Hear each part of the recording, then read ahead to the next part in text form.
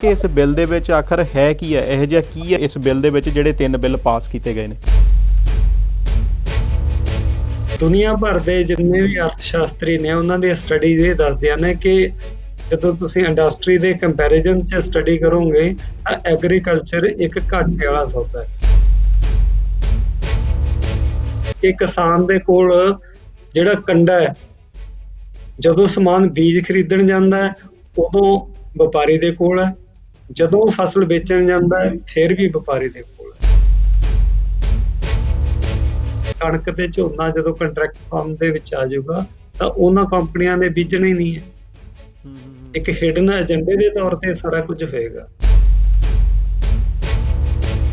ਜਿਹੜਾ ਮੰਡੀਆਂ ਖਤਮ ਕਰਨ ਦਾ ਮਾਡਲ ਤੁਸੀਂ ਕਹਿ ਰਹੇ ਹੋ ਕਿ ਬਿਹਾਰ ਦੇ ਵਿੱਚ ਫੇਲ ਹੋ ਚੁੱਕਾ ਹੈ, ਉਹ ਪੂਰੇ ਦੇਸ਼ ਦੇ ਵਿੱਚ ਸਫਲ ਕਿਵੇਂ ਹੋਵੇਗਾ?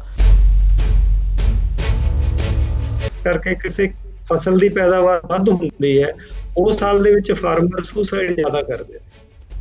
ਕਹਿਣ ਦਾ ਮਤਲਬ ਇਹ ਵੀ ਜਦੋਂ ਕਿਸਾਨਾਂ ਦੀਆਂ ਫਸਲਾਂ ਨੂੰ ਕਿਸੇ ਨੇ ਨਾ ਖਰੀਦਿਆ ਤਾਂ ਫਿਰ ਕਿਸਾਨਾਂ ਦਾ ਕੀ ਬਣੇਗਾ? ਕੀ ਇਹ ਜਿਹੜਾ ਇਫੈਕਟ ਹੈ ਇਹ ਸਿਰਫ ਪੰਜਾਬ ਤੇ ਹਰਿਆਣਾ ਤੇ ਜ਼ਿਆਦਾ ਪਵੇਗਾ ਜਾਂ ਓਵਰਆਲ ਪੂਰੇ ਦੇਸ਼ ਦੀ ਕਿਸਾਨੀ ਇਹਦੇ ਨਾਲ ਥੱਲੇ ਜਾਵੇਗੀ, ਜਾਂ ਕਿ ਉਹ ਉੱਪਰ ਆਣਗੇ ਤੇ ਪੰਜਾਬ ਵਾਲੇ ਤੇ ਹਰਿਆਣੇ ਵਾਲੇ ਥੱਲੇ ਜਾਣਗੇ? ਇੱਕ ਤਰੀਕੇ ਦੇ ਨਾਲ ਖੁੱਲ੍ਹ ਦੇ ਨਾਂ ਤੇ ਅਸੀਂ ਮਲਟੀਨੈਸ਼ਨਲ ਕੰਪਨੀ ਨੂੰ ਖੁੱਲ੍ਹਾ ਦੇ ਰਹੇ ਹਾਂ ਕਿ ਉਹ ਜੋ ਮਰਜ਼ੀ ਕਰਨ। ਜਿੰਨਾ ਅਸੀਂ ਵਪਾਰੀਕਰਨ ਕਰਦੇ ਜਾਵਾਂਗੇ ਉਹਨਾਂ ਕਿਸਾਨ ਦਾ ਨੁਕਸਾਨ ਹੁੰਦਾ ਜਾਏਗਾ ਤੇ ਇਹ ਹੋ ਰਿਹਾ ਹੈ। ਵਾਹਿਗੁਰੂ ਜੀ ਕਾ ਖਾਲਸਾ, ਵਾਹਿਗੁਰੂ ਜੀ ਕੀ ਫਤਿਹ। ਤੁਸੀਂ ਦੇਖ ਰਹੇ ਹੋ ਅਕਾਲ ਚੈਨਲ ਤੇ ਸਵਾਗਤ ਹੈ ਆਪ ਜੀ ਦਾ ਅੱਜ ਦੇ ਇਸ ਖਾਸ ਪ੍ਰੋਗਰਾਮ ਦੇ ਵਿੱਚ। ਜਿਵੇਂ ਕਿ ਆਪਾਂ ਨੂੰ ਪਤਾ ਹੀ ਹੈ ਕਿ ਪਿਛਲੇ ਦਿਨੀ ਜਿਹੜਾ ਹੈ ਭਾਰਤ ਦੀ ਲੋਕ ਸਭਾ ਦੇ ਵਿੱਚ ਜਿਹੜਾ ਬਿੱਲ ਹੈ ਕਿਸਾਨੀ ਨੂੰ ਲੈ ਕੇ ਜਿਹੜਾ ਹੈ 3 ਬਿੱਲ ਪਾਸ ਕੀਤੇ ਗਏ ਨੇ। ਤੇ ਜਦੋਂ ਆਪਾਂ ਗੱਲਬਾਤ ਕਰਦੇ ਹਾਂ ਕਿ ਪਿੱਛੋਂ ਅਸੀਂ ਪੰਜਾਬ ਦੇ ਨਾਲ ਜੁੜੇ ਹੋਏ ਹਾਂ ਤੇ ਪੰਜਾਬ ਦਾ ਜਿਹੜਾ ਆਪਾਂ ਕਹ ਲਈਏ ਇੱਕ ਵੱਡਾ ਹਿੱਸਾ ਜਿਹੜਾ ਹੈ ਕਿਸਾਨੀ ਪਰਿਵਾਰਾਂ ਦੇ ਨਾਲ ਜੁੜਿਆ ਹੋਇਆ ਹੈ, ਕਿਸਾਨੀ ਕਰਦੇ ਨੇ ਲੋਕ। ਤੇ ਉਸ ਦੇ ਵਿੱਚ ਜਦੋਂ ਆਪਾਂ ਦੇਖਦੇ ਹੈਗੇ ਹਾਂ ਕਿ ਬਹੁਤ ਸਾਰੇ ਜਿਹੜੇ ਪਰਿਵਾਰ ਨੇ, ਖਾਸ ਕਰਕੇ ਜਿਹੜੀ ਇੱਕ ਵੱਡੀ ਮਾਤਰਾ ਹੈਗੀ ਉਹ ਕਿਸਾਨੀ ਨਾਲ ਜੁੜੀ ਹੋਈ ਹੈ। ਔਰ ਇਸ ਬਿੱਲ ਦਾ ਜਦੋਂ ਆਉਣਾ ਸੀ ਤੇ ਪੰਜਾਬ ਦੇ ਵਿੱਚੋਂ ਇੱਕ ਵੱਡੇ ਪੱਧਰ ਤੇ ਜਿਹੜਾ ਹੈ ਵਿਰੋਧ ਵੀ ਦੇਖਣ ਨੂੰ ਮਿਲਿਆ। ਤੇ ਪਿਛਲੇ ਦਿਨੀ ਜਿਹੜਾ ਹੈਗਾ ਪੋਲੀਟੀਕਲ ਰੰਗਤ ਵੀ ਇਸ ਦੇ ਵਿੱਚ ਆਈ, ਜਿਵੇਂ ਕਿ ਆਪਾਂ ਨੂੰ ਪਤਾ ਹੀ ਹੈ ਕਿ ਬੀਬੀ ਹਰਸਿਮਰਤ ਕੌਰ ਬਾਦਲ ਉਹਨਾਂ ਨੇ ਮਿਨਿਸਟਰੀ ਤੋਂ ਵੀ ਅਸਤੀਫਾ ਦਿੱਤਾ, ਭਾਵੇਂ ਕਿ ਅਕਾਲੀ ਦਲ ਨੇ ਜਿਹੜੀ ਆਪਣੀ ਸਪੋਰਟ ਹੈ ਉਹ ਵੀ ਵਾਪਸ ਨਹੀਂ ਰਹੀ। ਤੇ ਪਿਛਲੇ ਦਿਨਾਂ ਦੇ ਵਿੱਚ ਕਿਸਾਨੀ ਦਾ ਮੁੱਦਾ ਇੱਕ ਹੌਟ ਮੁੱਦਾ ਆਪਾਂ ਕਹਿ ਸਕਦੇ ਹਾਂ ਕਿ ਪੰਜਾਬ ਦੀ ਰਾਜਨੀਤੀ ਦੇ ਵਿੱਚ ਤੇ ਪੰਜਾਬ ਦੇ ਗਰਾਊਂਡ ਦੇ ਉੱਤੇ ਵੀ ਇੱਕ ਵੱਡਾ ਮੁੱਦਾ ਜਿਹੜਾ ਹੈ ਉੱਭਰ ਕੇ ਸਾਹਮਣੇ ਆਇਆ। ਔਰ ਇਸੇ ਵਿਸ਼ੇ 'ਤੇ ਸਾਡੇ ਨਾਲ ਗੱਲ ਕਰਨ ਦੇ ਲਈ ਜੁੜ ਚੁੱਕੇ ਨੇ ਡਾਕਟਰ ਗੁਰਮੀਤ ਸਿੰਘ ਜੀ। ਗੁਰੂ ਗੋਬਿੰਦ ਸਿੰਘ ਜੀ ਧਰਮ ਅਧਿਐਨ ਵਿਭਾਗ ਦੇ ਵਿੱਚ ਉਹਨਾਂ ਨਾਲ ਜਿਹੜਾ ਪੰਜਾਬੀ ਯੂਨੀਵਰਸਿਟੀ ਪਟਿਆਲਾ ਦੇ ਵਿੱਚ ਬਿਲੋਂਗ ਕਰਦੇ ਨੇ ਤੇ ਉੱਥੇ ਐਜ਼ ਏ ਪ੍ਰੋਫੈਸਰ ਇਹ ਹੈਗੇ ਨੇ। ਤੇ ਅਸੀਂ ਇਹਨਾਂ ਦਾ ਸਵਾਗਤ ਕਰਦੇ ਹਾਂ, ਫਤਿਹ ਦੀ ਸਾਂਝ ਪਾਉਂਦੇ ਹਾਂ ਜੀ। ਵਾਹਿਗੁਰੂ ਜੀ ਕਾ ਖਾਲਸਾ, ਵਾਹਿਗੁਰੂ ਜੀ ਕੀ ਫਤਿਹ। ਤੇ ਸਰਦਾਰ ਗੁਰਮੀਤ ਸਿੰਘ ਜੀ, ਅਸੀਂ ਤੁਹਾਡੇ ਕੋਲੋਂ ਜਾਣਨਾ ਚਾਹੁੰਦੇ ਹਾਂ ਕਿ ਤੁਸੀਂ ਐਕਸਪਰਟ ਹੈਗੇ ਹੋ ਇਸ ਬਾਰੇ, ਤੁਹਾਡੀ ਵੀ ਕਾਫੀ ਜ਼ਿਆਦਾ ਜਾਣਕਾਰੀ ਹੈਗੀ ਹੈ, ਤੁਸੀਂ ਦਰਸ਼ਕਾਂ ਦੇ ਨਾਲ ਸਾਂਝੀ ਕਰੋ। ਤਕਰੀਬਨ ਇਸ ਟਾਈਮ ਤੁਹਾਨੂੰ ਆਪਾਂ ਕਹਿ ਲਈਏ ਕਿ 150 ਮੁਲਕਾਂ ਦੇ ਉੱਤੇ ਜਿਹੜੇ ਲੋਕ ਨੇ ਇਸ ਟਾਈਮ ਤੁਹਾਨੂੰ ਸੁਣ ਰਹੇ ਨੇ ਇੰਟਰਨੈਟ ਦੇ ਜ਼ਰੀਏ। ਤੇ UK ਅਤੇ ਯੂਰਪ ਦੇ ਵਿੱਚ ਅਕਾਲ ਚੈਨਲ ਸਕਾਈ ਦੇ ਉੱਤੇ ਤਕਰੀਬਨ 44 ਮੁਲਕਾਂ ਦੇ ਵਿੱਚ ਲੋਕ ਤੁਹਾਨੂੰ ਇਸ ਟਾਈਮ ਦੇਖ ਰਹੇ ਨੇ। ਅੱਜ ਆਪਾਂ ਇਸ ਬਿੱਲ ਤੇ ਥੋੜ੍ਹੀ ਜਿਹੀ ਡਿਸਕਸ਼ਨ ਕਰਨੀ ਹੈ ਕਿ ਇਸ ਦੇ ਵਿੱਚ ਕਿਹੜੀਆਂ ਚੰਗੀਆਂ ਗੱਲਾਂ ਨੇ, ਕਿਹੜੀਆਂ ਮਾੜੀਆਂ ਗੱਲਾਂ ਨੇ, ਔਰ ਕੀ ਪੰਜਾਬ ਦੀ ਕਿਸਾਨੀ ਦੇ ਉੱਤੇ ਇਸ ਦਾ ਫਰਕ ਪਵੇਗਾ। ਸ਼ੁਰੂਆਤ ਅੱਜ ਆਪਾਂ ਇੱਥੋਂ ਹੀ ਕਰਨੀ ਹੈ ਕਿ ਇਸ ਬਿੱਲ ਦੇ ਵਿੱਚ ਆਖਰ ਹੈ ਕੀ ਹੈ, ਇਹੋ ਜਿਹਾ ਕੀ ਹੈ ਇਸ ਬਿੱਲ ਦੇ ਵਿੱਚ ਜਿਹੜੇ 3 ਬਿੱਲ ਪਾਸ ਕੀਤੇ ਗਏ ਨੇ? ਵੀਰ ਜੀ, ਸਭ ਤੋਂ ਪਹਿਲਾਂ ਆਪਾਂ ਬੈਕਗਰਾਉਂਡ ਦੇ ਵੱਲ ਜਾਈਏ। ਤੁਸੀਂ ਪੰਜਾਬ ਦੀ ਗੱਲ ਕੀਤੀ ਹੈ। ਪੰਜਾਬ ਦੇ ਜੀਵਨ ਦੇ ਵਿੱਚ 1947 ਤੋਂ ਪਿੱਛੋਂ, ਖਾਸ ਕਰਕੇ ਜੇ ਆਪਾਂ ਗੱਲ ਕਰ ਲਈਏ ਜਦੋਂ 1965 ਦੇ ਵਿੱਚ ਜੰਗ ਲੱਗੀ ਪਾਕਿਸਤਾਨ ਦੇ ਨਾਲ, ਉਦੋਂ ਬਾਅਦ ਦੇ ਵਿੱਚ ਕੀ ਹੁੰਦਾ ਹੈ ਕਿ ਇੱਥੇ ਜਿਹੜੀ ਸਾਡੀ ਖੇਤੀਬਾੜੀ ਦਾ ਜੋ ਪੁਰਾਣੇ ਢੰਗ ਸੀ ਉਹਨੂੰ ਨਵੇਂ ਢੰਗਾਂ ਦੇ ਵਿੱਚ ਬਦਲਿਆ ਸਰਕਾਰ ਨੇ। ਇਹ ਉਹ ਸਮਾਂ ਸੀ ਜਦੋਂ ਭਾਰਤ ਮੁਲਕ ਦੇ ਵਿੱਚ ਅਨਾਜ ਦੀ ਥੁੜ ਸੀ, ਸੋਕਾ ਪਿਆ ਹੋਇਆ ਸੀ। ਉਸ ਮੌਕੇ ਦੀ ਸਰਕਾਰ ਨੇ ਪੰਜਾਬ ਦੇ ਵਿੱਚ ਇੱਕ ਹਰੀ ਕ੍ਰਾਂਤੀ ਦੇ ਨਾਂ ਤੇ ਖੇਤੀਬਾੜੀ ਦੇ ਵਿੱਚ ਵੱਡੀਆਂ ਤਬਦੀਲੀਆਂ ਲੈ ਕੇ ਆਉਂਦੀਆਂ, ਜਿਹਨੂੰ ਅਸੀਂ ਗ੍ਰੀਨ ਰੈਵੋਲੂਸ਼ਨ ਦੇ ਨਾਂ ਨਾਲ ਜਾਣਦੇ ਹਾਂ। ਤੇ ਤੁਸੀਂ ਸਾਰੇ ਜਿਹੜੇ ਮੇਰੇ NRI ਵੀਰ ਵੱਖ-ਵੱਖ ਮੁਲਕਾਂ 'ਚ ਵਸਦੇ ਨੇ, ਉਹਨਾਂ ਨੇ ਖੁਦ ਵੀ ਉਸ ਸਮੇਂ ਦੇ ਵਿੱਚ ਕੰਮ ਕੀਤਾ। ਇਹਨੇ ਕੀ ਕੀਤਾ ਕਿ ਜਿਹੜਾ ਸਾਡਾ ਪੁਰਾਣਾ ਢੰਗ ਸੀਗਾ ਖੇਤੀਬਾੜੀ ਦਾ, ਉਹਨੂੰ ਬਦਲਿਆ। ਉਸ ਸਮੇਂ ਸਰਕਾਰ ਨੇ ਉਸ ਸਮੇਂ ਸਰਕਾਰ ਨੇ ਕਿਸਾਨਾਂ ਦੀ ਪ੍ਰੋਟੈਕਸ਼ਨ ਕਰਨ ਦੇ ਲਈ ਇੱਕ ਜੀ MSP ਮਿਨੀਮਮ ਸਪੋਰਟ ਪ੍ਰਾਈਸ ਜੀ ਤੋਂ ਖਾਸ ਕਰਕੇ ਜਿਹੜੀਆਂ ਪ੍ਰਮੁੱਖ ਫਸਲਾਂ ਪੰਜਾਬ ਦੇ ਵਿੱਚ ਪੈਦਾ ਹੋਣੀਆਂ ਸ਼ੁਰੂ ਹੋਈਆਂ, ਜਿਹਨੂੰ ਅਸੀਂ ਕਹਿੰਦੇ ਹਾਂ ਕਣਕ ਤੇ ਝੋਨਾ। ਜੀ ਤੇ ਪੰਜਾਬ ਦੀ ਤੁਸੀਂ ਖੇਤੀਬਾੜੀ ਦੀ ਜੇ ਆਪਾਂ ਗੱਲ ਕਰੀਏ, ਭਾਰਤ ਦੀ ਕੁੱਲ ਖੇਤੀਬਾੜੀ ਪ੍ਰੋਡਕਸ਼ਨ ਦੇ ਵਿੱਚ ਜੇ ਕਣਕ ਦਾ 40% ਸੌਰੀ ਕਣਕ ਦਾ 60% ਜੀ ਔਰ 40% ਚਾਵਲ ਪੈਦਾ ਕਰਨ ਦੇ ਵਿੱਚ ਇੰਡੀਆ ਦਾ ਪੰਜਾਬ ਨੇ ਰਿਕਾਰਡ ਕਾਇਮ ਕੀਤਾ ਹੈ। ਜਦੋਂ ਕਿ ਪੰਜਾਬ ਦੇ ਵਿੱਚ ਜ਼ਮੀਨ ਕੇਵਲ ਇੰਡੀਆ ਦੀ 2% ਔਰ ਜੀ ਆਬਾਦੀ ਵੀ 2% ਤੋਂ ਘੱਟ ਸੀ। ਇੰਨੀ ਘੱਟ ਆਬਾਦੀ ਨੇ ਇੰਨੀ ਵੱਡੀ ਪੱਧਰ ਤੇ ਜਿਹੜੀ ਪ੍ਰੋਡਕਸ਼ਨ ਕੀਤੀ, ਉਹਦੇ ਨਾਲ ਕੀ ਹੋਇਆ ਕਿ ਕੁਝ ਸਮੇਂ ਪੰਜਾਬ ਦੇ ਲੋਕਾਂ ਦਾ ਜ਼ਿਆਦਾ ਪ੍ਰੋਡਕਸ਼ਨ ਹੋਣ ਕਰਕੇ ਗੁਜ਼ਾਰਾ ਠੀਕ ਚੱਲਣ ਲੱਗ ਪਿਆ ਸੀ। ਜੀ ਹੁਣ ਕੀ ਹੋ ਗਿਆ ਕਿ ਜੋ ਪ੍ਰੋਡਕਸ਼ਨ ਪੰਜਾਬ ਦੇ ਲੋਕਾਂ ਨੇ ਕੀਤੀ ਸੀ, ਬਾਕੀ ਸੂਬਿਆਂ ਦੇ ਵਿੱਚ ਵੀ ਹੁਣ ਉਦਾਂ ਦੀ ਜਿਹੜੀ ਐਗਰੀਕਲਚਰ ਡਿਵੈਲਪਮੈਂਟ ਹੋਣੀ ਸ਼ੁਰੂ ਹੋ ਗਈ। ਪਿਛਲੇ 10 ਸਾਲਾਂ ਦੇ ਵਿੱਚ ਸਰਕਾਰਾਂ ਭਾਵੇਂ ਕੋਈ ਵੀ ਹੋਣ, ਭਾਰਤ ਦੇ ਵਿੱਚ ਇਦਾਂ ਦਾ ਦਬਾਅ ਬਣਨਾ ਸ਼ੁਰੂ ਹੋ ਗਿਆ ਕਿ ਜਿਹੜੀ ਮਿਨੀਮਮ ਸਪੋਰਟ ਪ੍ਰਾਈਸ ਹੈ, ਇਹ ਸਰਕਾਰ ਇਹਨੂੰ ਨਹੀਂ ਦੇ ਸਕੇਗੀ। ਪਿਛਲੇ ਕਈ ਸਾਲਾਂ ਤੋਂ ਭਾਵੇਂ ਸਰਕਾਰ ਅਕਾਲੀ ਦਲ ਦੀ ਸੀ ਜਾਂ ਬਾਅਦ ਦੇ ਵਿੱਚ ਕਾਂਗਰਸ ਦੀ ਸਰਕਾਰ ਆਈ ਹੈ, ਸੈਂਟਰ ਦੀਆਂ ਇੱਥੋਂ ਦੇ CM ਨੂੰ ਮਿੰਨਤਾਂ ਕਰਨੀਆਂ ਪੈਂਦੀਆਂ ਸੀ ਕਿ ਕਣਕ ਦੀ ਜਾਂ ਝੋਨੇ ਦੀ ਖਰੀਦ ਕਰਨ ਦੇ ਲਈ ਪ੍ਰਬੰਧ ਕੀਤੇ ਜਾਣ। ਜਦੋਂ ਵੀ ਫਸਲ ਆਉਂਦੀ ਸੀ ਤਾਂ ਖਰੀਦ ਦਾ ਮਸਲਾ ਆਉਂਦਾ ਸੀ। ਜੀ ਤੇ ਇਸ ਗੱਲ ਤੋਂ, ਕਿਉਂਕਿ ਜਦੋਂ ਅਸੀਂ ਇੰਡੀਅਨ ਗਵਰਨਮੈਂਟ ਦੀ ਗੱਲ ਕਰਦੇ ਹਾਂ, ਪ੍ਰਾਈਵੇਟਾਈਜੇਸ਼ਨ ਵੱਲ ਨੂੰ ਵਧ ਰਹੀ ਹੈ ਤੇ ਜਿਹੜੀ ਲਾਇਬਿਲਿਟੀ ਹੈ ਉਹ ਭਾਵੇਂ ਐਜੂਕੇਸ਼ਨ ਦੀ ਹੈ ਜਾਂ ਹੈਲਥ ਦੀ ਹੈ ਜਾਂ ਫਿਰ ਕਿਸਾਨਾਂ ਦੇ ਨਾਲ ਜੁੜੀ ਹੋਈ, ਇਹਦੇ ਤੋਂ ਸਰਕਾਰ ਆਪਣਾ ਪੱਲਾ ਛਡਾਉਣ ਦਾ ਯਤਨ ਕਰਦੀ ਹੈ। ਜਦੋਂ ਤੁਸੀਂ ਕਿਹਾ ਕਿ ਹੁਣ ਇਹਦਾ ਕੀ ਅਸਰ ਹੋਏਗਾ, ਤੁਸੀਂ ਜਾਣਦੇ ਹੋ ਕਿ ਕਰੋਨਾ ਵਾਇਰਸ ਕਰਕੇ, COVID-19 ਕਰਕੇ ਸਾਰੀ ਦੁਨੀਆ ਦੇ ਵਿੱਚ ਇੱਕ ਖਾਸ ਕਿਸਮ ਦਾ ਡਰ ਵਾਲਾ ਮਾਹੌਲ ਪੈਦਾ ਹੋਇਆ। ਇਦਾਂ ਦੀ ਸਿਚੁਏਸ਼ਨ ਦੇ ਵਿੱਚ ਇੰਡੀਅਨ ਗਵਰਨਮੈਂਟ ਨੇ ਪਹਿਲਾਂ ਆਰਡੀਨੈਂਸ ਜਾਰੀ ਕੀਤੇ, ਬਾਅਦ ਦੇ ਵਿੱਚ ਪਾਰਲੀਮੈਂਟ ਦਾ ਜਿਹੜਾ ਲੋਕ ਸਭਾ ਦੇ ਵਿੱਚ ਇਹ 3 ਬਿੱਲ ਲੈ ਕੇ ਗਏ। ਪਹਿਲਾ ਸ਼ੱਕ ਤਾਂ ਸਾਨੂੰ ਇਸ ਗੱਲ ਤੇ ਹੋ ਜਾਂਦਾ ਹੈ ਕਿ ਜਦੋਂ ਦੁਨੀਆ ਜਾਂ ਪੰਜਾਬ ਕੀ ਪੂਰਾ ਭਾਰਤ ਇੱਕ ਸੰਕਟ ਦੇ ਵਿੱਚ ਜਿਉ ਰਿਹਾ, ਉਸ ਸਮੇਂ ਇਦਾਂ ਦਾ ਬਿੱਲ ਲੈ ਕੇ ਆਉਣ ਦੇ ਪਿੱਛੇ ਮਤਲਬ ਜਿਹੜੀ ਨੀਤੀ ਹੈ ਉਹ ਸਹੀ ਨਹੀਂ ਹੈ। ਜੇਕਰ ਤੁਸੀਂ ਸਟੱਡੀ ਦੀ ਗੱਲ ਕਰੋ, ਇਸ ਤੋਂ ਪਹਿਲਾਂ ਸਰਕਾਰ ਨੇ ਜਿਹੜਾ ਨੀਤੀ ਆਯੋਗ ਹੈ, ਇਹਦੇ ਤਹਿਤ ਵੀ 2016 ਦੇ ਵਿੱਚ MSP ਦੇ ਉੱਤੇ ਪ੍ਰੋਜੈਕਟ ਦੇ ਕੇ ਇਹਦੀ ਸਟੱਡੀ ਕਰਾਈ ਗਈ। ਕਹਿਣ ਦਾ ਮਤਲਬ ਕਿ ਜਿਹੜੀ ਭਾਰਤ ਦੀ ਸਰਕਾਰ, ਕੱਲ ਸ੍ਰੀ ਨਰਿੰਦਰ ਮੋਦੀ ਜੀ ਵੀ ਇੱਕ TV ਚੈਨਲ ਉੱਤੇ ਬੋਲ ਰਹੇ ਸੀ ਕਿ ਸਰਕਾਰ MSP ਨੂੰ ਖਤਮ ਨਹੀਂ ਕਰੇਗੀ। ਪਰੰਤੂ ਜਦੋਂ ਅਸੀਂ ਇਹਨਾਂ ਬਿੱਲਾਂ ਦੇ ਵਿੱਚ ਪ੍ਰੋਵੀਜ਼ਨ ਦੇਖਦੇ ਹਾਂ, ਪਹਿਲੀ ਜਿਹੜੀ ਪ੍ਰੋਵੀਜ਼ਨ ਹੈ ਮਾਰਕੀਟਿੰਗ ਦੀ, ਮੰਡੀ ਤੋਂ ਇਹ ਕਰ ਦਿੱਤਾ ਵੀ ਜਿਹੜੇ ਕੰਟਰੈਕਟਰ ਨੇ ਉਹ ਸਿੱਧੀ ਖਰੀਦ ਕਰ ਸਕਣਗੇ। ਕਿਸਾਨ ਦੀ ਉਹਨੂੰ ਮੰਡੀ ਦੇ ਵਿੱਚ ਜਾਣ ਦੀ ਜ਼ਰੂਰਤ ਨਹੀਂ ਹੋਏਗੀ। ਜੇ ਮੰਡੀ ਦੇ ਵਿੱਚ ਨਹੀਂ ਜਾਏਗੀ ਫਸਲ, ਤਾਂ ਫਿਰ ਇਹਦੇ ਨਾਲ ਕੀ ਹੋਊਗਾ, ਜਿਹੜਾ ਸਾਡਾ ਪੁਰਾਣਾ ਸਰਕਾਰ ਦਾ ਬਣਾਇਆ ਹੋਇਆ ਸਿਸਟਮ ਹੈ, ਕਮਿਸ਼ਨ ਏਜੰਟ ਜਿਨ੍ਹਾਂ ਨੂੰ ਅਸੀਂ ਆੜਤੀ ਕਹਿੰਦੇ ਹਾਂ, ਸਰਕਾਰ ਨੇ ਇਸ ਗੱਲ ਤੇ ਜ਼ੋਰ ਪਾਇਆ ਕਿ ਵਿਚੋਲੀਏ ਖਤਮ ਹੋਣਗੇ। ਵਿਚੋਲੀਏ ਇਕੱਲੇ ਆੜਤੀ ਨਹੀਂ ਹੈ, ਜਿਹੜੀ ਆੜਤ ਹੈ ਉਹ ਸਰਕਾਰ ਨੇ ਆਪਣਾ ਸਿਸਟਮ ਠੀਕ ਕਰਨ ਵਾਸਤੇ ਇੱਕ ਪਰਸੈਂਟੇਜ ਦੇ ਉੱਤੇ ਉਹਨਾਂ ਨੂੰ ਕਮਿਸ਼ਨ ਏਜੰਟ ਨੂੰ ਰੱਖਿਆ ਹੋਇਆ ਸੀ। ਪਰੰਤੂ ਜਿਹੜਾ ਹੁਣ ਕੰਮ ਆਏਗਾ ਕਿ ਇੱਕ ਡਾਇਰੈਕਟ ਪਰਚੇਜ, ਸਰਕਾਰ ਨੇ ਜੋ ਪ੍ਰਾਪੇਗੰਡਾ ਕੀਤਾ ਹੈ, ਪ੍ਰਾਪੇਗੰਡਾ ਇਹ ਕੀਤਾ ਕਿ ਜਿਹੜਾ ਕਿਸਾਨ ਹੈ ਆਪਣੀ ਫਸਲ ਇੰਡੀਆ 'ਚ ਜਿੱਥੇ ਚਾਹੇ ਵੇਚ ਸਕਦਾ ਹੈ, ਪਰੰਤੂ ਜਿਹੜੀ ਚੀਜ਼ ਨੂੰ ਕੋਈ ਖਰੀਦਣ ਵਾਲਾ ਨਹੀਂ, ਜੇ ਗਾਹਕ ਹੀ ਨਹੀਂ ਹੋਣਗੇ ਤਾਂ ਫਿਰ ਵੇਚਣ ਦਾ ਕੀ ਫਾਇਦਾ। ਦੁਨੀਆ ਭਰ ਦੇ ਜਿੰਨੇ ਵੀ ਅਰਥ ਸ਼ਾਸਤਰੀ ਨੇ, ਉਹਨਾਂ ਦੀ ਸਟੱਡੀ ਇਹ ਦੱਸਦੇ ਨੇ ਕਿ ਜਦੋਂ ਤੁਸੀਂ ਇੰਡਸਟਰੀ ਦੇ ਕੰਪੈਰੀਜ਼ਨ 'ਚ ਸਟੱਡੀ ਕਰੋਗੇ ਤਾਂ ਐਗਰੀਕਲਚਰ ਇੱਕ ਘਾਟੇ ਵਾਲਾ ਸੌਦਾ ਹੈ। ਕਿਉਂ ਘਾਟੇ ਵਾਲਾ ਸੌਦਾ ਹੈ? ਇਹਦਾ ਪ੍ਰਮੁੱਖ ਕਾਰਨ ਇਹ ਹੈ, ਖਾਸ ਕਰਕੇ ਇੰਡੀਆ ਦੇ ਵਿੱਚ, ਕਿ ਇੱਕੋ ਇੱਕ ਕਿਸਾਨ ਹੈ, ਜਦੋਂ ਉਹ ਚੀਜ਼ ਖਰੀਦਦਾ ਹੈ ਉਦੋਂ ਉਹਦੀ ਚੀਜ਼ ਦੀ ਜਿਹੜੀ ਕੀਮਤ ਹੈ ਇੰਡਸਟਰੀ ਵੱਲੋਂ ਤੈਅ ਕੀਤੀ ਜਾਂਦੀ ਹੈ, ਤੇ ਜਦੋਂ ਉਹਨੇ ਚੀਜ਼ ਵੇਚਣੀ ਹੈ ਤਦ ਵੀ ਇੰਡਸਟਰੀ ਵੱਲੋਂ ਉਹਦੀ ਚੀਜ਼। ਕਹਿਣ ਦਾ ਮਤਲਬ ਜਿੱਦਾਂ ਸਾਡੇ ਫਾਰਮਰ ਆਮ ਗੱਲ ਕਰਦੇ ਹੁੰਦੇ ਆ ਕਿ ਕਿਸਾਨ ਦੇ ਕੋਲ ਜਿਹੜਾ ਕੰਡਾ ਹੈ, ਜਦੋਂ ਸਮਾਨ ਬੀਜ ਖਰੀਦਣ ਜਾਂਦਾ ਹੈ ਉਦੋਂ ਵਪਾਰੀ ਦੇ ਕੋਲ ਹੈ, ਜਦੋਂ ਜੀ। ਉਹ ਫਸਲ ਵੇਚਣ ਜਾਂਦਾ ਹੈ ਫਿਰ ਵੀ ਵਪਾਰੀ ਦੇ ਕੋਲ ਹੈ। ਮਤਲਬ ਆਪਾਂ ਪਿਛਲੇ ਕਹਿ ਰਹੇ ਹਾਂ ਕਿ ਲੰਮੇ ਜਿਹੜਾ ਸਮੇਂ ਇੱਥੇ ਤੋਂ ਐਮਐਸਪੀ ਦੇ ਉੱਤੇ ਤੇ ਆਲਰੇਡੀ ਜੇ ਆਪਾਂ ਕਹੀ ਕਿ ਇੱਕ ਰੌਲਾ ਹੈਗਾ ਕਿ ਐਮਐਸਪੀ ਦਾ ਜਿਹੜਾ ਪ੍ਰਾਈਸ ਘੱਟ ਹੁੰਦਾ, ਤੇ ਮਾੜਾ ਜਿਹਾ ਇੱਥੇ ਇਹ ਗੱਲ ਤੇ ਕਲੀਅਰ ਕਰੋ ਕਿ ਕੀ, ਕਿਉਂਕਿ ਨਰਿੰਦਰ ਮੋਦੀ ਹੋਣਾ ਨੇ ਕਿਹਾ ਕਿ ਐਮਐਸਪੀ ਖਤਮ ਨਹੀਂ ਹੋ ਰਹੀ, ਤੇ ਪਰ ਜਦੋਂ ਆਪਾਂ ਖਾਸ ਕਰਕੇ ਜਿਹੜਾ ਕਾਫੀ ਸਾਰੀ ਡਿਸਕਸ਼ਨਸ ਦੇਖੀਆਂ ਉਹਦੇ ਵਿੱਚ ਇਹ ਆ ਰਿਹਾ ਕਿ ਐਮਐਸਪੀ ਖਤਮ ਹੋ ਰਹੀ ਹੈ, ਤੇ ਥੋੜਾ ਜਿਹਾ ਇੱਥੇ ਜਿੱਦਾਂ ਕਲੀਅਰ ਕਰੋ ਕਿ ਕੀ ਐਮਐਸਪੀ ਖਤਮ ਹੋਵੇਗੀ ਜਾਂ ਨਹੀਂ ਹੋਵੇਗੀ, ਜਾਂ ਇਹਦਾ ਕੀ ਇਫੈਕਟ ਕੀ ਪਵੇਗਾ। ਦੇਖੋ, ਜਦੋਂ ਆਪਾਂ ਇੱਕ ਸਿਸਟਮ ਨੂੰ ਇਰੈਲੀਵੈਂਟ ਕਰ ਦੇਵਾਂਗੇ, ਜਿੱਦਾਂ ਸਾਡਾ ਮੰਡੀ ਵਾਲਾ ਸਿਸਟਮ ਹੈ, ਜੀ। ਮੰਡੀਆਂ ਤੋਂ ਅਸੀਂ ਡਾਇਰੈਕਟ ਪਰਚੇਜ ਵਾਲਾ ਕੰਮ ਕਰ ਲਿਆ।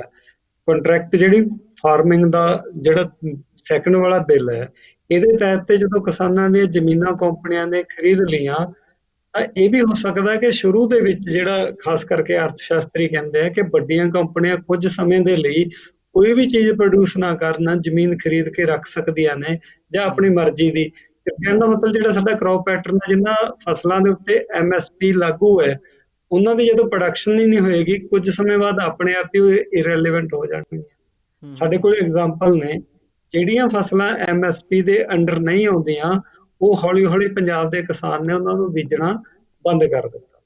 ਜਿੱਦਾਂ ਅਸੀਂ ਨਰਮੇ ਦੀ ਗੱਲ ਕਰਦੇ ਹਾਂ, ਕਪਾਹ ਦੀ ਗੱਲ ਕਰਦੇ ਹਾਂ, ਕਦੇ ਸਹੀ ਰੇਟ ਨਹੀਂ ਮਿਲਿਆ। ਆ ਤਾਜ਼ਾ ਖਬਰ ਹੈ ਕਿ ਮੱਕੀ ਦੀ ਜਿਹੜੀ ਪਰਚੇਜ ਨਾ ਹੋਣ ਕਰਕੇ ਮਾਰਕੀਟ 'ਚ ਕੀਮਤ ਘੱਟ ਹੈ। ਕਹਿਣ ਦਾ ਮਤਲਬ ਇਹ ਹੈ ਕਿ ਸਰਕਾਰ ਨੇ ਐਗਰੀਕਲਚਰ ਦੀ ਜਿਹੜੀ ਬਿੱਲਾਂ ਦੇ ਵਿੱਚ ਅਮੈਂਡਮੈਂਟ ਕਰਕੇ ਨੀਤੀਆਂ ਇਦਾਂ ਦੀਆਂ ਬਣਾ ਦੇਣੀਆਂ ਨੇ ਕਿ ਲੋਕਾਂ ਦਾ ਜਿਹੜਾ ਕਣਕ ਤੇ ਝੋਨਾ ਜਦੋਂ ਕੰਟਰੈਕਟ ਫਾਰਮ ਦੇ ਵਿੱਚ ਆ ਜਾਊਗਾ, ਤਾਂ ਉਹਨਾਂ ਕੰਪਨੀਆਂ ਨੇ ਬੀਜਣਾ ਹੀ ਨਹੀਂ ਹੈ। ਇੱਕ ਹਿਡਨ ਏਜੰਡੇ ਦੇ ਤੌਰ ਤੇ ਸਾਰਾ ਕੁਝ ਹੋਏਗਾ। ਜਿਹੜੀ ਸਾਡੀ ਚਿੰਤਾ ਇਹ ਹੈ ਕਿ ਸਾਡੀ ਪਬਲਿਕ ਦਾ ਟੈਕਸ ਮਨੀ ਲਗਾ ਕੇ ਅਸੀਂ ਪਹਿਲਾਂ ਮੰਡੀਆਂ ਦੇ ਫੜ ਤਿਆਰ ਕੀਤੇ ਗਏ, ਹੁਣ ਉਹ ਮੰਡੀਆਂ ਨੂੰ ਅਸੀਂ ਇੱਕ ਤਰੀਕੇ ਦੇ ਨਾਲ ਇਰੈਲੀਵੈਂਟ ਕਰ ਦੇਵਾਂਗੇ। ਬਾਅਦ ਦੇ ਵਿੱਚ ਜਦੋਂ ਫੇਰ ਲੋੜ ਪਏਗੀ, ਉਹਨਾਂ ਮੰਡੀਆਂ ਨੂੰ ਫੇਰ ਬਣਾਵਾਂਗੇ। ਕਹਿਣ ਦਾ ਮਤਲਬ ਵੀ ਇਹਦੇ ਨਾਲ ਸਾਡੀ ਇੱਕ ਪਬਲਿਕ ਮਨੀ ਦੀ ਵੀ ਵੇਸਟੇਜ ਹੋਏਗੀ। ਤੇ ਇੱਥੇ ਇੱਕ ਸਵਾਲ ਜਿਹੜਾ ਹੋਰ ਆ ਰਿਹਾ ਕਿ ਮੰਡੀਆਂ ਤੋਂ ਜੋ ਸਰਕਾਰ ਵਾਲਾ ਪੱਖ ਹੈਗਾ, ਜਾਂ ਆਪਾਂ ਉਧਰਲੇ ਪੱਖ ਦੀ ਗੱਲ ਕਰੀਏ, ਉਹ ਕਹਿ ਰਹੇ ਨੇ ਕਿ ਮੰਡੀਆਂ ਤੋਂ ਕਾਫੀ ਸਾਰੀ ਪਰਸੈਂਟੇਜ ਜਿਹੜੀ ਬਾਹਰ ਆਲਰੇਡੀ ਜਿਹੜਾ ਵਿਕਦਾ ਸੀਗਾ, ਤੇ ਉਹ ਕਹਿੰਦੇ ਕਿ ਅਸੀਂ ਉਹਨੂੰ ਲੀਗਲਾਈਜ਼ ਕੀਤਾ। ਜੋ ਉਹਨਾਂ ਦਾ ਕਹਿਣਾ ਹੈਗਾ ਕਿ ਤਕਰੀਬਨ ਉਹ ਕਹਿੰਦੇ ਕਿ 40% ਤੱਕ ਜਿਹੜਾ ਹੈਗਾ ਉਹ ਮੰਡੀਆਂ ਦੇ ਵਿੱਚ ਸਮਾਨ ਨਹੀਂ ਸੀ ਵਿਕਦਾ। ਇਸ ਦੇ ਵਿੱਚ, ਇਸ ਤੱਥ ਦੇ ਵਿੱਚ ਕਿੰਨੀ ਕੁ ਸੱਚਾਈ ਹੈਗੀ ਆ? ਦੇਖੋ ਜੀ, ਕਣਕ ਅਤੇ ਝੋਨਾ ਕਦੇ ਵੀ ਜੋ ਐਮਐਸਪੀ ਤੋਂ ਵੱਧ ਕੇ ਕਦੇ ਕਿਸੇ ਨੇ ਖਰੀਦਿਆ ਨਹੀਂ। ਮੈਂ ਖੁਦ ਕਿਸਾਨ ਦਾ ਮੁੰਡਾ। ਜੀ। ਕਈ ਵਾਰੀ ਇਦਾਂ ਦੀ ਗੱਲ ਹੁੰਦੀ ਹੈ ਕਿ ਜਿਹੜੀ ਬਾਸਮਤੀ ਦਾ ਰੇਟ ਵੱਧ ਮਿਲਦਾ ਹੈ, ਪਰੰਤੂ ਕਿਸੇ ਸਾਲ 150 ਵੱਧ ਮਿਲ ਗਿਆ, ਅਗਲੇ ਸਾਲ ਬਿਲਕੁਲ ਘੱਟ ਮਿਲ ਜਾਂਦਾ। ਕਹਿਣ ਦਾ ਮਤਲਬ ਵੀ ਜਦੋਂ ਸਾਰਾ ਕੁਝ ਟਰੇਡਰ ਦੇ ਹੱਥ ਵਿੱਚ ਆ ਜਾਏਗਾ, ਵਪਾਰੀ ਨੇ ਤਾਂ ਆਪਣੇ ਹਿਸਾਬ ਦੇ ਨਾਲ ਕੰਟਰੋਲ ਕਰਨਾ ਹੈ। ਹੁਣ ਕੀ ਹੈ, ਜਦੋਂ ਅਸੀਂ ਐਮਐਸਪੀ ਦੀ ਗੱਲ ਕਰਦੇ ਹਾਂ, ਇਹ ਕਿਸਾਨ ਨੂੰ ਭਾਵੇਂ ਲੰਮੇ ਸਮੇਂ ਤੋਂ ਕਿਸਾਨ ਯੂਨੀਅਨ ਇਹ ਮੰਗ ਕਰਦੀਆਂ ਨੇ ਕਿ ਸਾਡੀਆਂ ਕੀਮਤਾਂ ਨੇ ਜਿਹੜੀਆਂ ਉਹ ਸੂਚਕ ਅੰਕ ਦੇ ਨਾਲ ਜੁੜੇ ਜਾਣ, ਪਰੰਤੂ ਫਿਰ ਵੀ ਇਹਦਾ ਨਾ ਹੀ ਮਿਨੀਮਮ ਹੈ। ਘੱਟ ਜੀ। ਤੋਂ ਘੱਟ ਜਿਹੜੀ ਸਪੋਰਟ ਪ੍ਰਾਈਸ, ਕਿਸਾਨ ਨੂੰ ਇੰਨਾ ਕੁ ਤਾਂ ਵਿਸ਼ਵਾਸ ਰਹਿੰਦਾ ਸੀਗਾ ਕਿ ਮੈਨੂੰ ਜੇ ਕੁਝ ਵੀ ਨਾ ਮਿਲਿਆ ਤਾਂ ਇੰਨਾ ਮੁੱਲ ਤਾਂ ਮੈਨੂੰ ਮਿਲ ਹੀ ਜਾਏਗਾ। ਸੋ ਇੱਕ ਤਰ੍ਹਾਂ ਦੀ ਇੱਕ ਆਪਾਂ ਕਹਿੰਦੇ ਵੀ ਸਿਕਿਉਰਿਟੀ ਦੇ ਤੌਰ ਤੇ ਕੰਮ ਹੁੰਦਾ ਸੀ, ਜੀ। ਤੇ ਜੀ। ਹੁਣ ਇਹ ਖਤਮ ਹੋ ਜਾਏਗੀ। ਤੇ ਹੁਣ ਇਹਦੇ 'ਚ ਕੀ ਤੇ ਮਤਲਬ ਬਿੱਲ ਦੇ ਵਿੱਚ ਕਿਸਾਨ ਜਿਹੜਾ ਹੈ directly ਇਹਦਾ ਪ੍ਰਾਈਸ ਵਧਾ ਨਹੀਂ ਸਕਦਾ ਜਾਂ ਕਿੱਦਾਂ? ਕਿਉਂਕਿ ਪ੍ਰਚਾਰ ਤੇ ਇਹੀ ਹੋ ਰਿਹਾ ਹੈ ਕਿ ਕਿਸਾਨ ਜਿਹੜਾ ਉਹਦੀਆਂ ਜਿਹੜੀਆਂ, ਅਸੀਂ ਕਹਿ ਲਓ ਕਿ ਉਹਨਾਂ ਨੇ ਕਿਹਾ ਕਿ ਅਸੀਂ ਉਹਦੀਆਂ ਖੋਲ੍ਹਤੀਆਂ ਹੈਗੀਆਂ, ਉਹਦੇ 'ਚ ਕੋਈ ਕੜੀਆਂ ਨਹੀਂ ਹੈਗੀਆਂ, ਉਹ ਆਪਣੇ ਭਾਅ ਤੈਅ ਕਰਕੇ ਆਪ ਹੀ ਵੇਚੇਗਾ। ਇਹਦੇ ਬਾਰੇ ਥੋੜ੍ਹਾ ਜਿਹਾ ਦੱਸੋ, ਕਿੰਨਾ ਕਿ ਇਹਦੇ 'ਚ ਗਰਾਊਂਡ ਤੇ ਕਿੰਨੀ ਕੁ ਸੱਚਾਈ ਹੈਗੀ ਆ? ਵੀਰ ਜੀ, ਜਦੋਂ ਆਪਾਂ ਗਰਾਊਂਡ ਰਿਐਲਿਟੀ ਦੀ ਗੱਲ ਕਰਾਂਗੇ, ਜਿਹੜਾ ਰਾ ਮਟੀਰੀਅਲ ਹੈ, ਜੀ। ਦੁਨੀਆ 'ਚ ਤੁਸੀਂ ਕਿਤੇ ਵੀ ਚੱਲ ਜਾਓ, ਉਹ ਪ੍ਰੋਸੈਸਿੰਗ ਦੇ ਨਾਲ ਚੀਜ਼ਾਂ ਵੱਧਦੀਆਂ ਨੇ। ਕਿਸਾਨ ਦਾ ਜਿਹੜਾ ਆਲੂ ਦਾ ਰੇਟ ਤੁਸੀਂ ਦੇਖੋਗੇ ਕਿ ਉਹ ਪ੍ਰੋਸੈਸ ਹੋ ਕੇ ਜਦੋਂ ਉਹਨਾਂ ਦੇ ਚਿਪਸ ਬਣ ਜਾਂਦੇ ਨੇ ਜਾਂ ਲੇਜ਼ ਬਣ ਜਾਂਦੇ ਨੇ, ਤਾਂ ਉਦੋਂ ਦੀ ਪ੍ਰਾਈਸ ਕਿੰਨੀ ਜ਼ਿਆਦਾ ਹੈ। ਇਹਦੇ ਵਿੱਚ ਜੀ। ਇੱਕ ਫੂਡ ਪ੍ਰੋਸੈਸਿੰਗ ਵਾਲਾ ਜਿਹੜਾ ਬੜਾ ਇੱਕ ਆਪਾਂ ਕਹੀਏ ਵੀ ਹਿਡਨ ਏਜੰਡਾ ਹੈ। ਕੰਪਨੀਆਂ ਨੇ ਕੰਟਰੈਕਟ ਦੇ ਤੌਰ ਤੇ ਕਿਸਾਨਾਂ ਦੀ ਜਿਹੜੀ ਰਾ ਮਟੀਰੀਅਲ ਖਰੀਦਣਾ ਹੈ ਤੇ ਉਹਨੂੰ ਫਿਰ ਮਹਿੰਗੇ ਭਾਅ ਦੇ ਉੱਤੇ ਵੇਚਣਾ, ਤੇ ਕਿਸਾਨ ਨੂੰ ਪਤਾ ਹੀ ਨਹੀਂ ਲੱਗਣਾ ਕਿ ਮੇਰੇ ਨਾਲ ਕੀ ਹੋ ਰਿਹਾ। ਜੀ। ਜੀ। ਜਿੱਦਾਂ ਅਸੀਂ ਕਹਿਣ ਦੇ ਤੌਰ ਤੇ ਕਹਿੰਦਾ ਕਿ ਡਾਇਰੈਕਟ ਖਰੀਦ ਲੈਣਗੇ ਕਿਸਾਨ ਤੋਂ, ਇੱਕ ਵਾਰੀ ਇੱਕ ਚੀਜ਼ ਖਰੀਦ ਲਈ। ਪੰਜਾਬ ਦਾ ਇਹ ਤਜਰਬਾ, ਜਦੋਂ ਪੈਪਸੀ ਆਈ ਹੈ, ਕੰਟਰੈਕਟ ਹੋਇਆ ਪੈਪਸੀ ਦੇ ਨਾਲ ਲੋਕਾਂ ਦਾ ਆਲੂਆਂ ਦੇ ਲਈ ਤੇ ਮਿਰਚਾਂ ਦੇ ਲਈ। ਇੱਕ ਜੀ। 1 ਜਾਂ 2 ਸਾਲ ਪੈਪਸੀ ਨੇ ਠੀਕ ਭਾਅ ਦਿੱਤਾ, ਬਾਅਦ ਦੇ ਵਿੱਚ ਪੈਪਸੀ ਨੇ ਕਿਸਾਨਾਂ ਦੇ ਜਿਹੜੀ ਫਸਲ ਹੈ ਉਹ ਨਹੀਂ ਚੁੱਕੀ। ਇਹ ਪਟਿਆਲੇ ਦੇ ਲਾਗੇ ਚੰਨੋ ਏਰੀਏ ਦੇ ਵਿੱਚ ਉੱਥੋਂ ਦੇ ਕਿਸਾਨਾਂ ਤੋਂ ਕੋਈ ਵੀ ਬੰਦਾ ਇਸ ਗੱਲ ਦੀ ਜਿਹੜੀ ਜਾਣਕਾਰੀ ਲੈ ਸਕਦਾ। ਤੇ ਜਦੋਂ ਅਸੀਂ ਸਾਡੇ ਮਾਨਯੋਗ ਪ੍ਰਧਾਨ ਮੰਤਰੀ ਜੀ ਨੂੰ ਸੁਣ ਰਹੇ ਸੀ, ਜਾਂ ਖੇਤੀ ਜਿਹੜਾ ਸਾਡਾ ਮਿਨਿਸਟਰ ਹੈ ਪਾਰਲੀਮੈਂਟ ਦੇ ਵਿੱਚ, ਉਹਨਾਂ ਨੇ ਇਹਨਾਂ ਬਿੱਲਾਂ ਦੇ ਉੱਤੇ ਗੱਲ ਘੱਟ ਕੀਤੀ, ਜ਼ਿਆਦਾ ਉਹ ਗੱਲ ਕਰਦੇ ਰਹੇ ਵੀ ਅਸੀਂ ਕਿਸਾਨ ਨੂੰ ਇੰਨਾ ਪੈਸਾ ਦੇ ਰਹੇ ਹਾਂ। ਤੁਸੀਂ ਇਹ ਦੇਖੋ ਵੀ ਜਿਹੜੀ ਸਾਡੀ ਕਿਸਾਨਾਂ ਨੂੰ ਮਿਲਦੀ ਸਬਸਿਡੀ ਉਹ ਖਤਮ ਕਰ ਦਿੱਤੀ ਗਈ ਹੌਲੀ ਹੌਲੀ, ਤੇ ਹੁਣ ਕਹਿੰਦੇ ਵੀ ਡਾਇਰੈਕਟ ਖਾਤਿਆਂ ਦੇ ਵਿੱਚ ਪੈਸਾ ਜਾਏਗਾ। ਇਹ ਮੇਰਾ ਆਪਣਾ ਇੱਕ ਥੀਸਿਸ ਹੈ ਵੀ ਇਹ ਤਾਂ ਇੱਕ ਤਰ੍ਹਾਂ ਦਾ ਕਿਸਾਨਾਂ ਨੂੰ ਭਿਖਾਰੀ ਬਣਾਉਣ ਵਾਲਾ ਕੰਮ ਹੋਏਗਾ, ਤੇ ਕਿਸਾਨ ਸਰਕਾਰ ਵੱਲ ਦੇਖਦੇ ਰਹਿਣਗੇ ਕਿ ਸਾਨੂੰ ਡਾਇਰੈਕਟ ਪੈਸਾ ਕਦੋਂ ਆਏਗਾ, ਸਾਡੇ ਖਾਤੇ 'ਚ ਕਦੋਂ ਪੈਸਾ ਆਉਣਾ। ਸਾਨੂੰ ਘੱਟੋ ਘੱਟ ਏਦਾਂ ਦੀ ਪਾਲਿਸੀ ਚਾਹੀਦੀ ਸੀ। ਸਰਕਾਰ ਇੱਕ ਪ੍ਰੈਕਟਿਸ ਸ਼ੁਰੂ ਕਰਦੀ, ਉਸ ਪ੍ਰੈਕਟਿਸ ਦੇ ਵਿੱਚੋਂ ਕਿਸਾਨ ਦਾ ਕੋਈ ਯਕੀਨ ਵੱਜਦਾ। ਜਿੱਦਾਂ ਦੀ ਹੁਣ ਦੀ ਪ੍ਰੈਕਟਿਸ ਹੈ, ਕਿਸਾਨ ਦੇ ਵਿੱਚ ਇੱਕ ਬੇਵਿਸ਼ਵਾਸੀ ਪੈਦਾ ਹੋਈ ਹੈ, ਯਕੀਨ ਨਹੀਂ ਹੋ ਰਿਹਾ। ਜੇ ਆਪਾਂ ਐਗਜ਼ਾਮਪਲ ਲੈ ਲਈਏ, ਬਿਹਾਰ ਦੀ ਐਗਜ਼ਾਮਪਲ ਤੁਹਾਡੇ ਸਾਹਮਣੇ ਹੈ। ਬਿਹਾਰ ਸਰਕਾਰ ਨੇ, ਕੱਲ ਸਾਡੇ ਪ੍ਰਧਾਨ ਮੰਤਰੀ ਜੀ ਵੀ ਕਹਿ ਰਹੇ ਸੀ ਕਿ ਨਿਤੀਸ਼ ਕੁਮਾਰ ਜੀ ਨੇ ਸਭ ਤੋਂ ਪਹਿਲਾਂ ਉੱਥੇ ਮੰਡੀ ਸਿਸਟਮ ਖਤਮ ਕੀਤਾ, ਪਰੰਤੂ ਤੁਸੀਂ ਬਿਹਾਰ ਦੇ ਕਿਸਾਨਾਂ ਨਾਲ ਇੰਟਰਵਿਊ ਕਰਕੇ ਦੇਖੋ ਨਾ, ਇਕੱਲਾ ਕਹਿਣ ਦੇ ਨਾਲ ਨਹੀਂ ਹੋਏਗਾ। ਬਿਹਾਰ ਦੇ ਵਿੱਚ ਜਦੋਂ ਆ ਹੁਣ ਲੋਕਡਾਊਨ ਸ਼ੁਰੂ ਹੋਇਆ, ਕਿੰਨੇ ਬਿਹਾਰ ਦੇ ਜਿਹੜੇ ਲੋਕ ਵੱਖ-ਵੱਖ ਇਲਾਕਿਆਂ ਦੇ ਵਿੱਚ ਕੰਮ ਕਰਨ ਵਾਲੇ ਸੀ, ਵੱਖ-ਵੱਖ ਸਟੇਟਸ ਦੇ ਵਿੱਚੋਂ, ਕਿਸ ਤਰ੍ਹਾਂ ਉਹ ਆਪਣੇ ਸਟੇਟ ਵੱਲ ਨੂੰ ਗਏ। ਜੇ ਉਹਨਾਂ ਦਾ ਸਿਸਟਮ ਵਧੀਆ ਹੁੰਦਾ ਤਾਂ ਉਹਨਾਂ ਨੂੰ ਲੋੜ ਹੀ ਨਹੀਂ ਸੀ ਬਿਹਾਰੀ ਲੋਕਾਂ ਨੂੰ ਪੰਜਾਬ ਦੇ ਵਿੱਚ ਜਾਂ ਮੁੰਬਈ ਦੇ ਵਿੱਚ, ਦਿੱਲੀ ਦੇ ਵਿੱਚ ਕੰਮ ਕਰਨ ਦੀ। ਮਤਲਬ ਬਿਹਾਰ ਦਾ ਮਾਡਲ ਅਰਥ ਸ਼ਾਸਤਰੀ ਕਹਿੰਦੇ ਵੀ ਉੱਥੇ ਫੇਲ। ਮਤਲਬ ਜਿਹੜਾ ਮੰਡੀਆਂ ਖਤਮ ਕਰਨ ਦਾ ਮਾਡਲ ਤੁਸੀਂ ਕਹਿ ਰਹੇ ਹੋ ਕਿ ਬਿਹਾਰ ਦੇ ਵਿੱਚ ਫੇਲ ਹੋ ਚੁੱਕਾ ਹੈ, ਉਹ ਪੂਰੇ ਦੇਸ਼ ਦੇ ਵਿੱਚ ਸਫਲ ਕਿਵੇਂ ਹੋਵੇਗਾ? ਇਹ ਚੀਜ਼ ਜਿਹੜੀ ਹੈ ਕਿਤੇ ਨਾ ਕਿਤੇ ਕਲੀਅਰ ਨਹੀਂ ਹੋ ਰਹੀ ਕਿ ਦੇਸ਼ ਦੇ ਜੇ ਮੰਡੀਆਂ ਖਤਮ ਹੋ ਗਈਆਂ ਤੇ ਤੁਸੀਂ ਕਹਿ ਰਹੇ ਹੋ ਕਿ ਇੱਕ ਵੱਡੀ ਸਮੱਸਿਆ ਕਿਸਾਨੀ ਦੇ ਲਈ ਖੜੀ ਹੋਵੇਗੀ। ਕਿਸੇ ਚੀਜ਼ ਦੀ ਜਦੋਂ ਓਵਰ ਪ੍ਰੋਡਕਸ਼ਨ ਹੋਏਗਾ, ਸਾਡੇ ਇੱਕ ਅਰਥ ਸ਼ਾਸਤਰੀ ਨੇ, ਇਕਨੋਮਿਕਸ ਡਿਪਾਰਟਮੈਂਟ ਦੇ ਹੈਡ ਡਾਕਟਰ ਲਖਵਿੰਦਰ ਸਿੰਘ ਗਿੱਲ, ਉਹਨਾਂ ਨਾਲ ਇਸ ਮਸਲੇ ਤੇ ਗੱਲ ਚੱਲਦੀ ਸੀ। ਗਿੱਲ ਸਰ ਦਾ ਇਹ ਕਹਿਣਾ ਸੀਗਾ ਕਿ ਜਦੋਂ ਵੀ ਕਿਸਾਨੀ ਦੇ ਵਿੱਚ ਕਰਕੇ ਕਿਸੇ ਫਸਲ ਦੀ ਪੈਦਾਵਾਰ ਵੱਧ ਹੁੰਦੀ ਹੈ, ਉਸ ਸਾਲ ਦੇ ਵਿੱਚ ਫਾਰਮਰ ਸੁਸਾਈਡ ਜ਼ਿਆਦਾ ਕਰਦੇ ਨੇ। ਕਹਿਣ ਦਾ ਮਤਲਬ ਇਹ ਵੀ ਜਦੋਂ ਕਿਸਾਨਾਂ ਦੀਆਂ ਫਸਲਾਂ ਨੂੰ ਕਿਸੇ ਨੇ ਨਾ ਖਰੀਦਿਆ ਤਾਂ ਫਿਰ ਕਿਸਾਨਾਂ ਦਾ ਕੀ ਬਣੇਗਾ?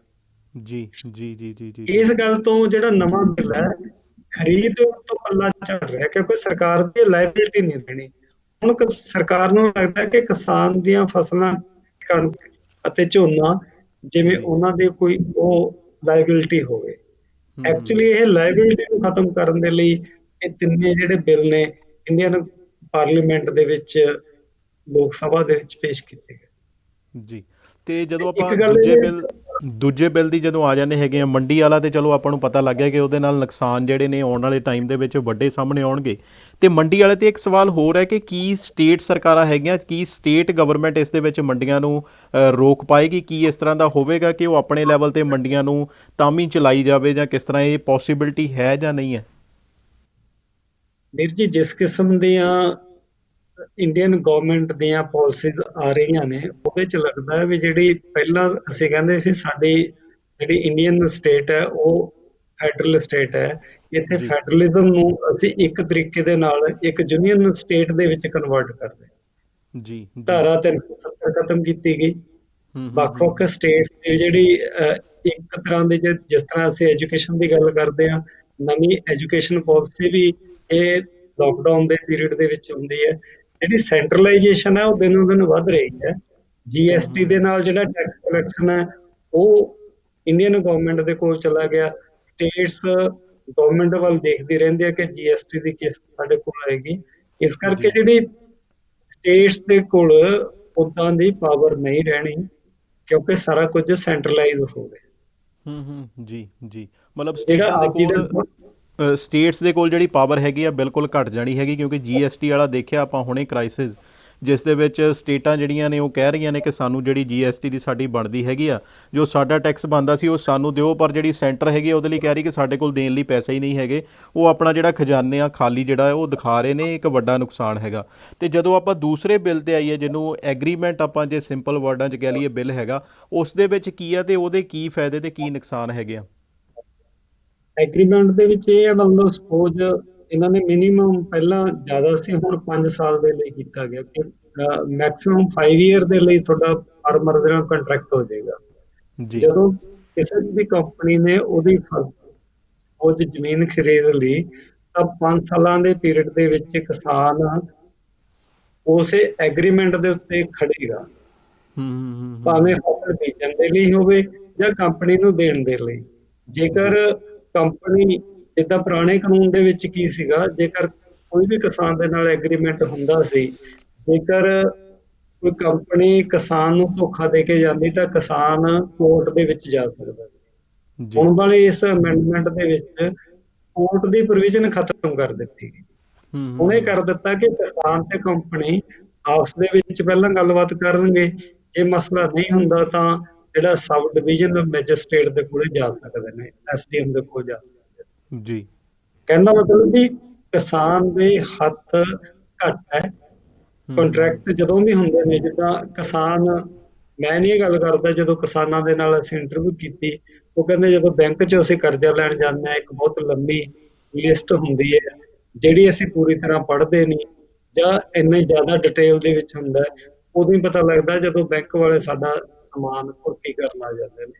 ਜਿਹੜੇ ਕੰਟਰੈਕਟ ਦੇ ਵਿੱਚ ਜੋ ਕੁਝ ਲਿਖਿਆ ਹੋਏਗਾ, ਫਾਰਮਰ ਦੀ, ਕਿਉਂਕਿ ਲੀਗਲੀ ਅੱਜ ਤੱਕ ਜਿਹੜਾ ਫਾਰਮਰ ਹੈ ਸਾਡਾ ਇੰਨਾ ਅਵੇਅਰ ਨਹੀਂ ਹੋਇਆ, ਜੋ ਕੰਟਰੈਕਟ ਹੋਏਗਾ ਬਾਅਦ ਦੇ ਵਿੱਚ ਜਿਹੜੀ ਕੰਪਨੀ ਨੇ ਵੀ ਇਦਾਂ ਦੀ ਕਲੌਜ਼ ਪਾ ਲੈਣੀ ਹੈ ਤੇ ਕਿਸਾਨ ਉਹ ਕੰਟਰੈਕਟਰ ਦਾ ਕੁਝ ਨਹੀਂ ਕਰ ਸਕੇਗਾ। ਇੱਕ ਜਿਸ ਕਿਸਮ ਦੀ ਅੱਜ ਕੱਲ ਆਟੋਮੇਸ਼ਨ ਹੋ ਰਹੀ ਹੈ, ਜੀ।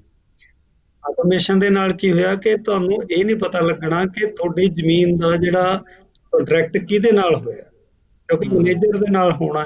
ਹੁਣ ਜਦੋਂ ਜਿਹੜਾ ਸਾਡਾ ਰਵਾਇਤੀ ਸਿਸਟਮ ਹੈ, ਜਦੋਂ ਅਸੀਂ ਜ਼ਮੀਨ ਕਿਸੇ ਨੂੰ ਠੇਕੇ ਤੇ ਦਿੰਦੇ ਹਾਂ, ਸਾਡੇ ਬਹੁਤ ਸਾਰੇ NRI ਵੀਰ ਵੀ ਦੇ ਕੇ ਜਾਂਦੇ ਆ, ਘੱਟੋ ਘੱਟ ਉਹਨਾਂ ਨੂੰ ਪਤਾ ਹੁੰਦਾ ਕਿ ਉਹ ਜ਼ਮੀਨ ਕਿਹਨੂੰ ਦਿੱਤੀ ਹੈ, ਤੇ ਉਹ ਉਹਨਾਂ ਦੀ ਆਓ ਭਗਤ ਚਾਹ ਪਾਣੀ ਵੀ ਬੁਲਾਉਂਦੇ ਨੇ।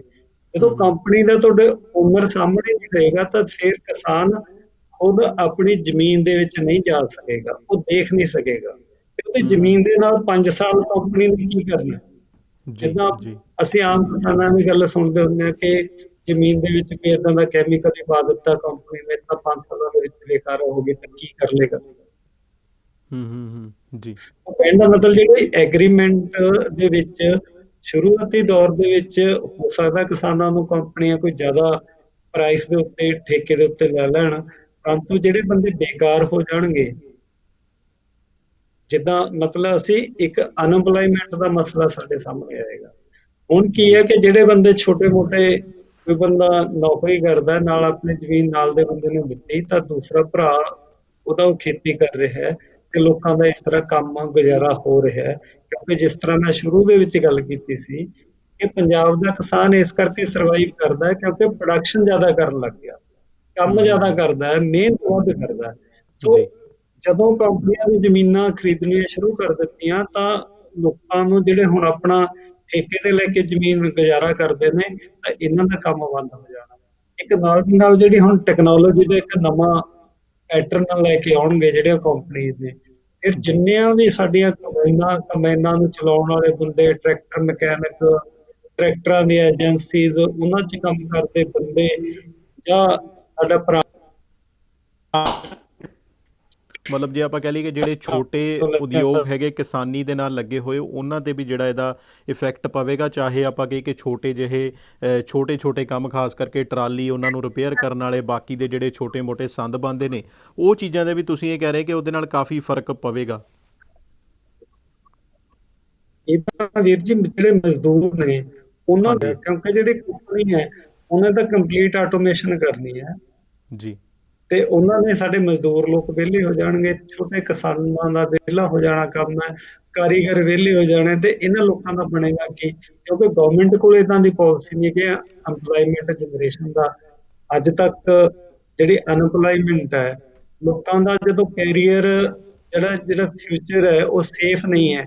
ਇਸੇ ਕਰਕੇ ਤਾਂ ਪੰਜਾਬ ਦੇ ਨੌਜਵਾਨ ਵੱਖ-ਵੱਖ ਮੁਲਕਾਂ ਨੂੰ ਜਾਣ ਦੇ ਲਈ ਕਾਹਲੇ ਪਏ ਹੋਏ ਨੇ।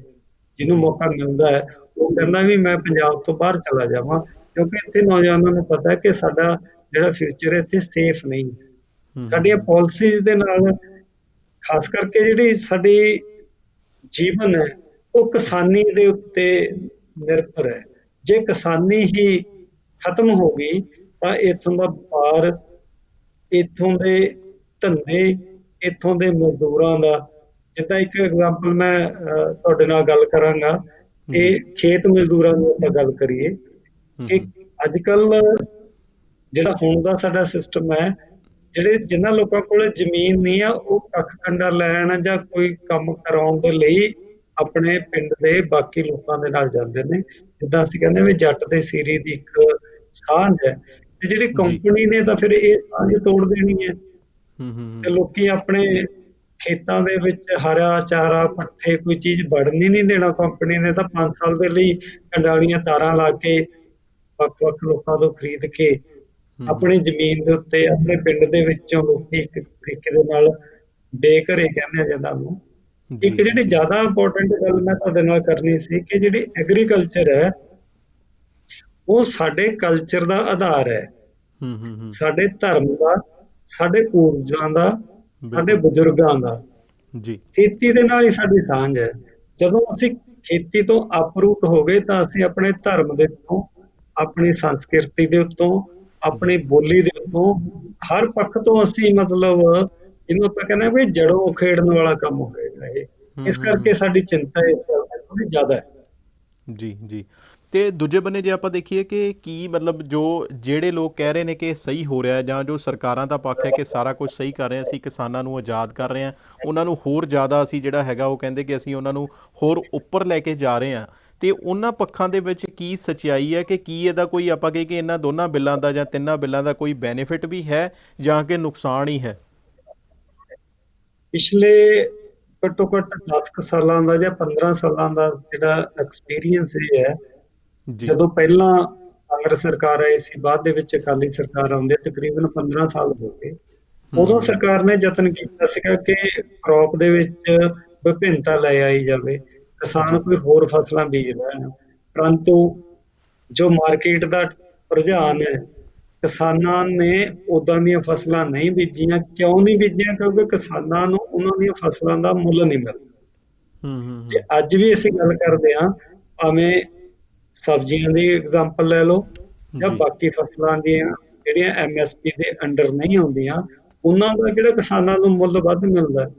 ਜੇ ਇੱਥੇ ਇੱਕ ਗੱਲ ਸੁਝਾਅ ਦੇ ਤੌਰ ਤੇ ਇਹੀ ਹੈ ਕਿ ਜੇਕਰ ਸਰਕਾਰ ਦੀ ਇੱਛਾ ਸਹੀ ਹੁੰਦੀ ਤਾਂ ਏਦਾਂ ਦਾ ਪੈਰਲਲ ਸਿਸਟਮ ਚਲਾ ਕੇ ਦਿਖਾਉਂਦੇ, ਫਿਰ ਕਿਸਾਨਾਂ ਦਾ ਯਕੀਨ ਵੱਧਣਾ ਸੀਗਾ ਵੀ ਚਲੋ ਇਹ ਸਿਸਟਮ ਵਧੀਆ ਹੋਏਗਾ ਪਹਿਲੇ ਦੇ ਨਾਲ। ਜੀ ਜੀ।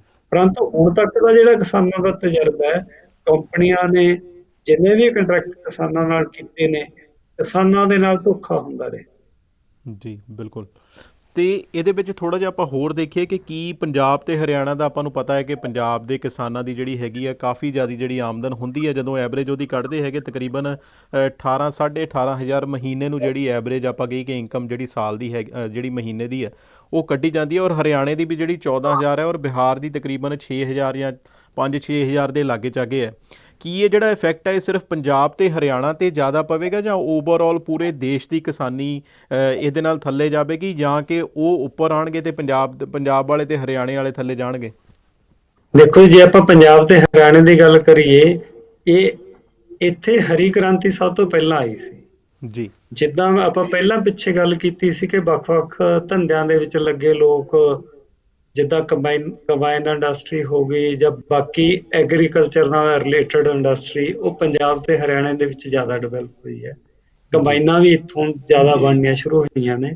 ਇੱਕ ਗੱਲ ਅਸੀਂ ਮਾਣ ਨਾਲ ਕਹਿ ਸਕਦੇ ਹਾਂ ਕਿ ਪੰਜਾਬ ਵਰਗੀ ਕੰਬਾਈਨ ਦੁਨੀਆ ਦੇ ਕਿਸੇ ਹੋਰ ਖਿੱਤੇ ਦੇ ਵਿੱਚ ਨਹੀਂ ਤਿਆਰ ਹੋਈ। ਸੋ ਇਹਦੇ ਨਾਲ ਕੀ ਹੋਏਗਾ ਕਿ ਜਦੋਂ ਇੱਥੇ ਸੰਕਟ ਹੋਏਗਾ ਤਾਂ ਇਕੱਲਾ ਕਿਸਾਨ ਨਹੀਂ, ਬਾਕੀ ਧੰਦਿਆਂ ਵੀ ਅਫੈਕਟਡ ਹੋਣਗੇ। ਜਿਹੜੇ ਇੰਡੀਆ ਦੇ ਬਾਕੀ ਖੇਤਰਾਂ ਦੇ ਵਿੱਚ ਹਜੇ ਐਗਰੀਕਲਚਰ ਡਿਵੈਲਪਮੈਂਟ ਨਹੀਂ ਹੋਈ, ਉਹਦੇ ਕੰਪੈਰੀਜ਼ਨ ਦੇ ਵਿੱਚ ਤਾਂ ਪੰਜਾਬ ਤੇ ਹਰਿਆਣਾ ਦਾ ਨੁਕਸਾਨ ਵੱਧ ਹੋਏਗਾ। ਪਰੰਤੂ ਜਦੋਂ ਆਪਾਂ ਨੁਕਸਾਨ ਦੀ ਗੱਲ ਕਰਦੇ ਹਾਂ, ਕਿਸਾਨੀ ਤਾਂ ਕਿਸਾਨੀ ਹੈ, ਇਨਸਾਨ ਤਾਂ ਇਨਸਾਨ ਹੈ।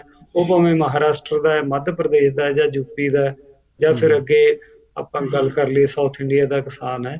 ਜੀ ਮਤਲਬ ਕਿਸਾਨੀ ਦੇ ਪ੍ਰਤੀ ਜਿਹੜੀ ਸਾਡੀਆਂ ਨੀਤੀਆਂ ਨੇ ਪਿਛਲੇ ਸਮੇਂ ਦੇ ਵਿੱਚ, ਜਾਂ ਆਪਾਂ ਦੁਨੀਆ ਦੀ ਆਪਾਂ ਗੱਲ ਕਰ ਲਈਏ, ਜਿੰਨੇ ਵਿਕਸਿਤ ਹੋਏ, ਉਹ ਵੀ ਕਿਸਾਨ ਸਬਸਿਡੀ ਦੇ ਕੇ ਜੀ ਬਚਾ ਰਹੇ ਨੇ। ਜੀ ਪਰੰਤੂ ਜੀ ਇੰਡੀਆ ਦੇ ਵਿੱਚ ਪਾਲਿਸੀਜ਼ ਇਦਾਂ ਦੀਆਂ ਆ ਰਹੀਆਂ ਨੇ ਕਿ ਇੱਥੇ ਕਿਸਾਨੀ ਦੇ ਉੱਤੋਂ ਸਬਸਿਡੀ ਖਤਮ ਕੀਤੀ ਜਾਵੇ। ਕਹਿਣ ਦਾ ਜੀ ਜੀ ਮਤਲਬ ਕਿ ਪਿਛਲੇ ਸਮੇਂ ਦੇ ਵਿੱਚ ਜਿੱਦਾਂ ਦੀ ਡਿਵੈਲਪਮੈਂਟ ਹੋਈ ਹੈ, ਅਮੀਰ ਲੋਕ ਹੋਰ ਅਮੀਰ ਹੋਏ ਨੇ, ਗਰੀਬ ਹੋਰ ਗਰੀਬ ਹੋਏ ਨੇ, ਇਹ ਪਾੜਾ ਵੱਧ ਜਾਣਾ। ਜੀ ਤੁਹਾਨੂੰ ਤੇ ਅਮੀਰਾਂ ਦਾ ਪਤਾ ਹੀ ਨਹੀਂ ਲੱਗਣਾ ਜੀ ਜੀ ਕਿੱਥੇ ਮਤਲਬ ਰਹਿੰਦੇ ਇਹਦੇ ਨੇ, ਨਾਲ ਜਿਹੜਾ ਕਿਸਾਨੀ ਕੌਣ ਦੇ ਤੁਹਾਨੂੰ ਕੰਟਰੋਲ ਕਰੇ। ਤੁਸੀਂ ਸੋਚ ਰਹੇ ਕਿ ਵੱਡਾ ਇਫੈਕਟ ਪਏਗਾ। ਤੇ ਹੁਣ ਆਪਾਂ ਜਿਹੜਾ ਤੀਸਰਾ ਇਹਦੇ ਵਿੱਚ ਹੈਗਾ ਹੈ, ਆਪਾਂ ਕਹਿ ਲਈਏ ਕਿ ਐਸੈਂਸ਼ੀਅਲ ਕਮੋਡਿਟੀ ਜਿਹੜਾ ਬਿੱਲ ਹੈਗਾ, ਤੇ ਉਹਦੇ ਵਿੱਚ ਕੀ ਇਹੋ ਜਿਹੀਆਂ ਨੀਤੀਆਂ ਹੈਗੀਆਂ ਜਿਹਦੇ ਨਾਲ ਤੇ ਉਹਨਾਂ ਦਾ ਇਫੈਕਟ ਕੀ ਪਵੇਗਾ? ਮਤਲਬ ਬੇਸਿਕਲੀ ਤਾਂ ਸਰਕਾਰ ਨੇ ਜ਼ੋਰ ਇਸ ਗੱਲ ਤੇ ਲਾਇਆ ਵੀ ਕਿਸਾਨਾਂ ਨੂੰ ਜਿਹੜੀ ਫੂਡ ਪ੍ਰੋਸੈਸਿੰਗ ਦੀ ਲਾਇਸੈਂਸਿੰਗ ਤੋਂ ਛੋਟ ਹੋਏਗੀ, ਜੀ ਕਿਸਾਨ ਇਹ ਕੰਮ ਕਰਨਗੇ। ਪਿਛਲੇ ਸਮੇਂ ਦੇ ਵਿੱਚ ਜੇ ਆਪਾਂ ਪੰਜਾਬ ਜਾਂ ਹਰਿਆਣਾ ਦੀ ਐਗਜ਼ਾਮਪਲ ਲਈਏ, ਜਿਹੜੇ ਛੋਟੇ ਫਾਰਮਰ ਨੇ ਜੀ ਉਹਨਾਂ ਨੇ ਅੱਜ ਤੱਕ ਇਸ ਪਾਸੇ ਦੇ ਵਿੱਚ ਇੰਟਰਪ੍ਰੈਨਿਓਰਸ਼ਿਪ ਉਹਨਾਂ ਦੀ ਡਿਵੈਲਪ ਨਹੀਂ ਹੋਈ। ਕਿਉਂ ਨਹੀਂ ਡਿਵੈਲਪ ਹੋਈ? ਕਿਉਂਕਿ ਸਾਡੀਆਂ ਵੱਡੀਆਂ ਕੰਪਨੀਆਂ ਨੇ, ਜੀ ਖਾਸ ਕਰਕੇ MNCs ਮਲਟੀਨੈਸ਼ਨਲ ਕੰਪਨੀਜ਼। ਸਾਡੀ ਜਿਹੜੀ ਇੰਡੀਅਨ ਗਵਰਨਮੈਂਟ ਦੋ ਬੀੜੀਆਂ ਦੇ ਵਿੱਚ ਸਵਾਰ ਹੈ। ਇੱਕ ਪਾਸੇ ਤਾਂ ਜਿਹੜਾ ਫੋਰਨ ਕੈਪੀਟਲ ਹੈ ਉਹਨੂੰ ਵੈਲਕਮ ਕਰ ਰਹੀ ਨੇ, ਗਲੋਬਲਾਈਜੇਸ਼ਨ ਦੇ ਦੌਰ ਦੇ ਵਿੱਚ ਪੈ ਰਹੇ ਆ। ਦੂਸਰੇ ਪਾਸੇ ਅਸੀਂ ਕਹਿੰਦੇ ਹਾਂ ਵੀ ਜਿਹੜੀ ਸਾਡੀਆਂ ਲੋਕਲ ਇੰਡਸਟਰੀ ਹੈ, ਸਮਾਲ ਸਕੇਲ ਇੰਡਸਟਰੀ, ਇਹ ਡਿਵੈਲਪ ਹੋ ਜਾਏਗੀ। ਪਰੰਤੂ ਜੀ ਜਦੋਂ ਤੁਸੀਂ ਕੰਪੈਰੀਜ਼ਨ ਕਰੋਗੇ ਇੱਕ ਮਲਟੀਨੈਸ਼ਨਲ ਕੰਪਨੀ ਦੇ ਨਾਲ ਆਪਣੀ ਫੂਡ ਪ੍ਰੋਸੈਸਿੰਗ ਦੀ, ਤਾਂ ਲੋਕਲ ਜਿਹੜੀ ਫੂਡ ਪ੍ਰੋਸੈਸਿੰਗ ਹੈ ਮਾਰਕੀਟ ਦੇ ਵਿੱਚ ਕਿਤੇ ਟਿਕ ਨਹੀਂ ਸਕੇਗੀ। ਜਿਹੜੇ ਸਾਡੇ ਪੁਰਾਣੇ ਸੀਗੇ, ਆਪਾਂ ਕੋਲਡ ਡਰਿੰਕਸ ਦੀ ਐਗਜ਼ਾਮਪਲ ਲੈ ਲਈਏ, ਥਮਸ ਅਪ, ਕੈਂਪਾ ਕੋਲਾ, ਮਾਜਾ, ਇਹ ਸਾਰੇ ਜਾਂ ਪੈਪਸੀ ਨੇ ਖਰੀਦ ਲਏ ਜਾਂ ਕੋਕ ਨੇ ਖਰੀਦ ਲਏ। ਜਦੋਂ ਉਹਨਾਂ ਦੀ ਪ੍ਰੋਡਕਸ਼ਨ ਨਹੀਂ ਇੱਥੇ ਚੱਲ ਰਹੀ, ਜੀ ਤੇ ਤੇ ਬਾਕੀ ਲੋਕਲ, ਪ੍ਰੋਡਕਸ਼ਨ ਕਿੱਦਾਂ ਚੱਲੇਗੀ? ਮਤਲਬ ਤੁਸੀਂ ਕਹਿ ਰਹੇ ਕਿ ਜਦੋਂ ਮਲਟੀਨੈਸ਼ਨਲ ਕੰਪਨੀਜ਼ ਇਸ ਦੇ ਵਿੱਚ ਆ ਜਾਣਗੀਆਂ ਤੇ ਜਿਹੜਾ ਲੋਕਲ ਬਾਇਰ ਕਹਿ ਲਈਏ ਜਾਂ ਜਿਹੜਾ ਲੋਕਲ ਸੈਲਰ ਹੈਗਾ ਜਾਂ ਜਿਹੜੇ ਲੋਕਲ ਪ੍ਰੋਡਕਸ਼ਨ ਕਰਦੇ ਹੈਗੇ, ਉਹਨਾਂ ਤੇ ਵੱਡਾ ਇਫੈਕਟ ਇਸ ਦੇ ਵਿੱਚ ਪਵੇਗਾ। ਹਾਂ, ਕਹਿਣ ਨੂੰ ਤਾਂ ਪਾਲਿਸੀ ਦੇ ਵਿੱਚ ਇਹ ਕਿਹਾ ਗਿਆ ਵੀ ਕਿਸਾਨ ਆਪਣੀ ਪ੍ਰੋਸੈਸਿੰਗ ਕਰ ਲਏਗਾ, ਪਰੰਤੂ ਉਹਦੀ ਮਾਰਕੀਟ ਕੰਮ ਆ ਜਾਂ ਉਹਦੀ ਪ੍ਰੋਸੈਸਿੰਗ ਨੂੰ ਉਹਨੂੰ ਖਰੀਦੇਗਾ ਕੌਣ? ਜਦੋਂ ਤੁਸੀਂ ਕੰਪੈਰੀਜ਼ਨ ਕਰੋਗੇ ਮਲਟੀਨੈਸ਼ਨਲ ਕੰਪਨੀ ਦੇ ਨਾਲ, ਉਹਨਾਂ ਕੋਲ ਸਰਮਾਇਆ ਜ਼ਿਆਦਾ ਹੈ, ਟੈਕਨੋਲੋਜੀ ਜ਼ਿਆਦਾ ਹੋਏਗੀ, ਜਾਂ ਉਹਨਾਂ ਦੇ ਜਿਹੜੇ ਸਾਇੰਟਿਸਟ ਉਸ ਲੈਵਲ ਦੇ ਹੋਣਗੇ। ਇੱਕ ਛੋਟਾ ਕਿਸਾਨ ਉਦਾਂ ਦਾ ਸਾਇੰਟਿਸਟ ਕਿਸ ਤਰ੍ਹਾਂ ਹਾਇਰ ਕਰ ਲੇ?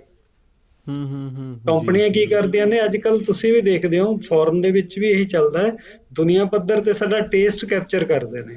ਜੀ ਇੱਕ ਛੋਟੇ ਕਿਸਾਨ ਕੋਲੇ ਤਾਂ ਉਦਾਂ ਦੀ ਰਿਸਰਚ ਦਾ ਮਤਲਬ ਨਾ ਸਾਜੋ ਸਮਾਨ ਹੈ, ਨਾ ਉਹਦੇ ਕੋਲ ਸਰਮਾਇਆ ਹੈ। ਕੰਪਨੀਆਂ ਸਾਰਾ ਕੁਝ ਕਰ ਸਕਦੇ ਨੇ, ਮਲਟੀਨੈਸ਼ਨਲ ਕੰਪਨੀ ਕਰ ਸਕਦੇ। ਜੀ ਤੇ ਬਿਲਕੁਲ ਇੱਕ ਜੀ ਤਰੀਕੇ ਦੇ ਨਾਲ ਖੁੱਲ੍ਹ ਦੇ ਨਾਂ ਤੇ ਅਸੀਂ ਮਲਟੀਨੈਸ਼ਨਲ ਕੰਪਨੀ ਨੂੰ ਖੁੱਲ੍ਹਾ ਦੇ ਰਹੇ ਹਾਂ ਕਿ ਉਹ ਜੋ ਮਰਜ਼ੀ ਕਰਨ। ਜੀ ਬਿਲਕੁਲ ਜੀ। ਤੇ ਦੂਜੇ ਬੰਨੇ ਜੇ ਆਪਾਂ ਦੇਖੀਏ ਕਿ ਕੀ ਸਟੇਟ ਦੇ ਰੈਵਨਿਊ ਤੇ ਕੋਈ ਇਸ ਦੇ ਨਾਲ ਕੋਈ ਫਰਕ ਪਵੇਗਾ? ਕਿਉਂਕਿ ਕਿਹਾ ਤਾਂ ਇਹ ਜਾਂਦਾ ਹੈਗਾ ਕਿ ਜਿਹੜੀਆਂ ਮੰਡੀਆਂ ਦੇ ਵਿੱਚ ਜੋ ਸਮਾਨ ਵਿਕਦਾ ਹੈਗਾ ਜਾਂ ਮੰਡੀਆਂ ਦੇ ਵਿੱਚ ਜੋ ਆੜ੍ਹਤੀਆਂ ਨੂੰ ਪਰਸੈਂਟੇਜ ਮਿਲਦੀ ਆ, ਉਸ ਦੇ ਵਿੱਚ ਸਟੇਟ ਦੀ ਵੀ ਪਰਸੈਂਟੇਜ ਹੁੰਦੀ ਆ, ਆੜ੍ਹਤੀਆਂ ਦੀ ਵੀ ਹੁੰਦੀ। ਕੀ ਸਟੇਟ ਦੇ ਰੈਵਨਿਊ ਦੇ ਇਸ ਨੂੰ ਕੋਈ ਫਰਕ ਪਵੇਗਾ? ਦੇਖੋ, ਜਦੋਂ ਤੁਸੀਂ ਡਾਇਰੈਕਟ ਪਰਚੇਜ ਦੇ ਵਿੱਚ ਗੱਲ ਕਰ ਲਈ, ਜਾਂ ਇੰਡੀਅਨ ਗਵਰਨਮੈਂਟ ਤਾਂ ਆਪਣੇ ਵੱਲੋਂ ਸੇਫ ਹੋ ਗਈ, ਜੀ GST ਹਰ ਥਾਂ ਤੇ ਲਾਗੂ ਹੋਏਗੀ। ਤੇ ਅੱਜ ਕੱਲ ਜਿਵੇਂ ਇੱਕ ਆਉਣ ਵਾਲੇ ਸਮੇਂ ਦੇ ਵਿੱਚ ਇਹ ਵੀ ਹੋਏਗਾ ਕਿ ਹੁਣ ਜਿਹੜੀ ਸਾਡਾ ਫਾਰਮਰ ਹੈ ਉਹ ਟੈਕਸ ਤੋਂ ਉੱਤੋਂ ਉਹਨੂੰ ਛੋਟ ਹੈ। ਜੀ ਜਦੋਂ ਫਾਰਮਰ ਇੱਕ ਪ੍ਰੋਸੈਸਿੰਗ ਦੇ ਵਿੱਚ ਪੈ ਜਾਏਗਾ ਤਾਂ ਉਹਦੀ ਜਿਹੜੀ ਇਨਕਮ ਹੈ ਉਹ ਟੈਕਸੇਬਲ ਹੋਏਗੀ। ਜਿਹੜੇ ਇਹਦੇ ਹਿਡਨ ਏਜੰਡੇ ਨੇ, ਜਿੱਦਾਂ ਆਪਾਂ ਕਹੀਏ ਵੀ ਹਾਥੀ ਦੇ ਦੰਦ ਦਿਖਾਉਣ ਦੇ ਹੋਰ ਤੇ ਖਾਣ ਦੇ ਹੋਰ, ਜਿਹੜਾ ਜੀ ਛੁਪਿਆ ਹੋਇਆ ਜਿਹੜਾ ਏਜੰਡਾ ਹੈ ਹਜੇ ਲੋਕਾਂ ਦੇ ਸਾਹਮਣੇ ਨਹੀਂ ਆਇਆ। ਜਦੋਂ ਇਹ ਇੰਪਲੀਮੈਂਟ ਹੋ ਜਾਏਗਾ ਫਿਰ ਹੋਰ ਜ਼ਿਆਦਾ ਕ੍ਰਾਈਸਿਸ ਦਾ ਸਾਹਮਣਾ ਕਰਨਾ ਪਏਗਾ। ਤੇ ਫਿਰ ਇਹਦਾ ਸਟੇਟ ਨੂੰ ਵੀ, ਕਿਉਂਕਿ ਜੇ ਮੰਡੀਆਂ ਤੇ ਇਫੈਕਟ ਪਏਗਾ ਤੇ ਸਟੇਟ ਨੂੰ ਵੀ ਤਾਂ ਇਸ ਕ੍ਰਾਈਸਿਸ ਦੇ ਵਿੱਚ ਸਾਹਮਣੇ ਆਉਣਾ ਪਵੇਗਾ। ਹਾਂਜੀ, ਜਦੋਂ ਆਪਾਂ ਸਟੇਟ ਦੀ ਗੱਲ ਕਰਦੇ ਹਾਂ, ਸਾਡਾ ਦੂਰਾ ਸਿਸਟਮ ਹੈ ਨਾ, ਇੱਕ ਜਿੱਦਾਂ ਆਪਾਂ ਪੰਜਾਬ ਸਟੇਟ ਦੀ ਗੱਲ ਕਰ ਲਈਏ ਤੇ ਇੱਕ ਸੈਂਟਰਲ ਸਟੇਟ। ਜੀ। ਸੈਂਟਰਲ ਜਿਹੜੀ ਸਟੇਟ ਹੈ, ਇੰਡੀਅਨ ਗਵਰਨਮੈਂਟ, ਉਹਦੇ ਕੋਲ ਤਾਂ ਡਾਇਰੈਕਟ ਕਲੈਕਸ਼ਨ ਚੱਲ ਜਾਏਗੀ। ਜੀ। ਸਟੇਟ ਦੀ ਜਿਹੜੀ ਇਨਕਮ ਹੈ ਘਟ ਜਾਏਗੀ। ਆ ਪਿਛਲੇ ਬਿਲ ਸਮੇਂ ਦੇ ਵਿੱਚ ਜਿੰਨੇ ਮੁੱਖ ਜੀ। ਮੰਤਰੀ ਨੇ, ਉਹਨਾਂ ਦੀ ਮੀਟਿੰਗ ਦੇ ਵਿੱਚ ਇਹੀ ਗੱਲ ਹੁੰਦੀ ਰਹੀ। ਜਦੋਂ ਜੀਐਸਟੀ ਲਾਗੂ ਕੀਤੀ ਗਈ ਸੀ, ਉਦੋਂ ਇਹ ਭਰਮ ਫੈਲਾਇਆ ਗਿਆ ਸੀਗਾ ਕਿ ਜੀਐਸਟੀ ਦੇ ਲਾਗੂ ਹੋਣ ਦੇ ਨਾਲ ਸਟੇਟ ਦੀ ਇਨਕਮ ਵਧੇਗੀ। ਪਰੰਤੂ ਹੁਣ ਤਜਰਬਾ ਇਹ ਹੈ ਕਿ ਪਿੱਛੇ ਜੇ ਇੱਕ ਮੀਟਿੰਗ ਹੋਈ ਸੀ, ਜਿਹਦੇ ਵਿੱਚ ਇੰਡੀਅਨ ਗਵਰਨਮੈਂਟ ਨੇ ਸਟੇਟਸ ਨੂੰ ਇਹ ਕਹਿ ਦਿੱਤਾ ਕਿ ਜੇ ਤੁਸੀਂ ਆਪਣਾ ਕੰਮ ਚਲਾਉਣਾ ਤਾਂ ਤੁਸੀਂ ਲੋਨ ਲੈ ਲਓ। ਜੀਐਸਟੀ ਦਾ ਜਿਹੜਾ ਸਾਡਾ ਕਲੈਕਸ਼ਨ ਹੈ ਉਹ ਘਟ ਗਈ ਹੈ। ਕਹਿਣ ਦਾ ਮਤਲਬ, ਜਿਹੜੀਆਂ ਸਾਡੀਆਂ ਪੰਜਾਬ ਸਟੇਟ ਦੀ ਗੱਲ ਕਰ ਲਈਏ, ਹਰਿਆਣਾ ਸਟੇਟ ਦੀ ਗੱਲ ਕਰ ਲਈਏ, ਇਹਨਾਂ ਦਾ ਜਿਹੜੇ ਰੈਵਨਿਊ ਦੇ ਵਿੱਚ ਵਾਧਾ ਨਹੀਂ ਹੋਏਗਾ, ਬਲਕਿ ਇਹਨਾਂ ਨੂੰ ਸੈਂਟਰ ਦੇ ਵੱਲ ਦੇਖਣਾ ਪਏਗਾ।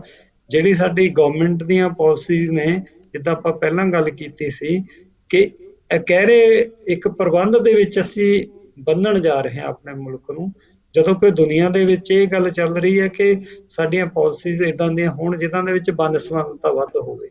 ਜੀ। ਜੀ। ਜੇ ਪੰਜਾਬ ਨੇ ਪਿਛਲੇ ਸਮੇਂ 'ਚ ਤਰੱਕੀ ਕੀਤੀ ਹੈ, ਇਹਦਾ ਮਤਲਬ ਇਹ ਨਹੀਂ ਕਿ ਪੰਜਾਬ ਤੇ ਹਰਿਆਣਾ ਨੂੰ ਅਸੀਂ ਪਿੱਛੇ ਲੈ ਕੇ ਜਾਈਏ, ਬਲਕਿ ਇਹਨਾਂ ਨੂੰ ਹੋਰ ਤਰੱਕੀ ਦੇ ਮੌਕੇ ਦੇਣੇ ਚਾਹੀਦੇ ਨੇ। ਜੀ। ਜਿਹੜਾ ਕੋਈ ਅੱਗੇ ਵੱਧਦਾ ਇਲਾਕਾ, ਉਹਨੂੰ ਅੱਗੇ ਵਧਣ ਦੇਣਾ ਚਾਹੀਦਾ।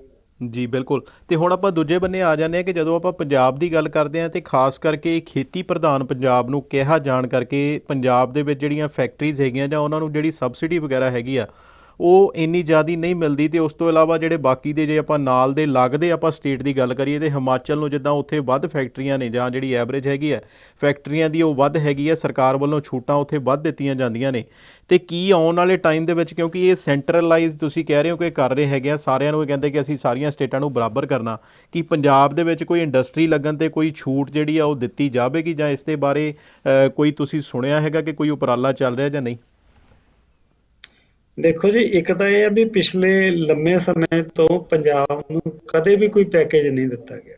ਜੀ। ਜੀ। ਜਦੋਂ ਵੀ ਕੋਈ ਜੰਗ ਦਾ ਮਾਹੌਲ ਬਣਦਾ ਹੈ ਜਾਂ ਬਾਰਡਰ ਦੀ ਗੱਲ ਕਰਦੀ ਹੈ, ਤਾਂ ਪੰਜਾਬ ਦੇ ਲੋਕਾਂ ਨੂੰ ਸਮੱਸਿਆਵਾਂ ਦਾ ਸਾਹਮਣਾ ਕਰਨਾ ਪੈਂਦਾ ਹੈ। ਜੀ। ਜੇਕਰ ਕਿਸੇ ਨੇ ਇੰਡਸਟਰੀ ਲਗਾਉਣੀ ਹੈ ਤਾਂ ਉਹਦੇ ਸਾਹਮਣੇ ਆ ਜਾਏਗਾ ਕਿ ਪੰਜਾਬ ਇੱਕ ਬਾਰਡਰ ਸਟੇਟ ਹੈ, ਇਸ ਕਰਕੇ ਜਿਹੜੀ ਕੋਈ ਬਿਗ ਇੰਡਸਟਰੀ ਪੰਜਾਬ ਦੇ ਵਿੱਚ ਨਹੀਂ ਲੱਗ ਰਹੀ।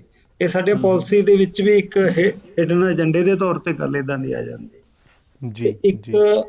ਤੇਲ ਤੇ ਹੋਣ ਕਰਕੇ ਜਿਹੜੀ ਟੈਕਸ ਕਲੈਕਸ਼ਨ ਹੈ ਪੰਜਾਬ ਦੇ ਕੰਪੈਰੀਜ਼ਨ ਦੇ ਵਿੱਚ, ਪਿਛਲੇ 10 ਸਾਲਾਂ ਦੇ ਵਿੱਚ ਜਿੱਥੇ ਪੰਜਾਬ ਪਹਿਲਾਂ 1 ਨੰਬਰ ਸੂਬਾ ਹੁੰਦਾ ਸੀਗਾ ਇਨਕਮ ਦੇ ਵਿੱਚ, ਹੁਣ ਇਹਦੀ ਥਾਂ ਤੇ ਹਰਿਆਣਾ ਅੱਗੇ ਵੱਧ ਗਿਆ। ਤੁਸੀਂ ਜੀ। ਹਿਮਾਚਲ ਦੀ ਗੱਲ ਕੀਤੀ ਹੈ, ਹਿਮਾਚਲ ਦੇ ਵਿੱਚ ਜਿਹੜਾ ਟੂਰਿਜ਼ਮ ਦੇ ਨਾਲ ਬਹੁਤ ਜ਼ਿਆਦਾ ਇਨਕਮ ਹੋ ਰਹੀ ਹੈ।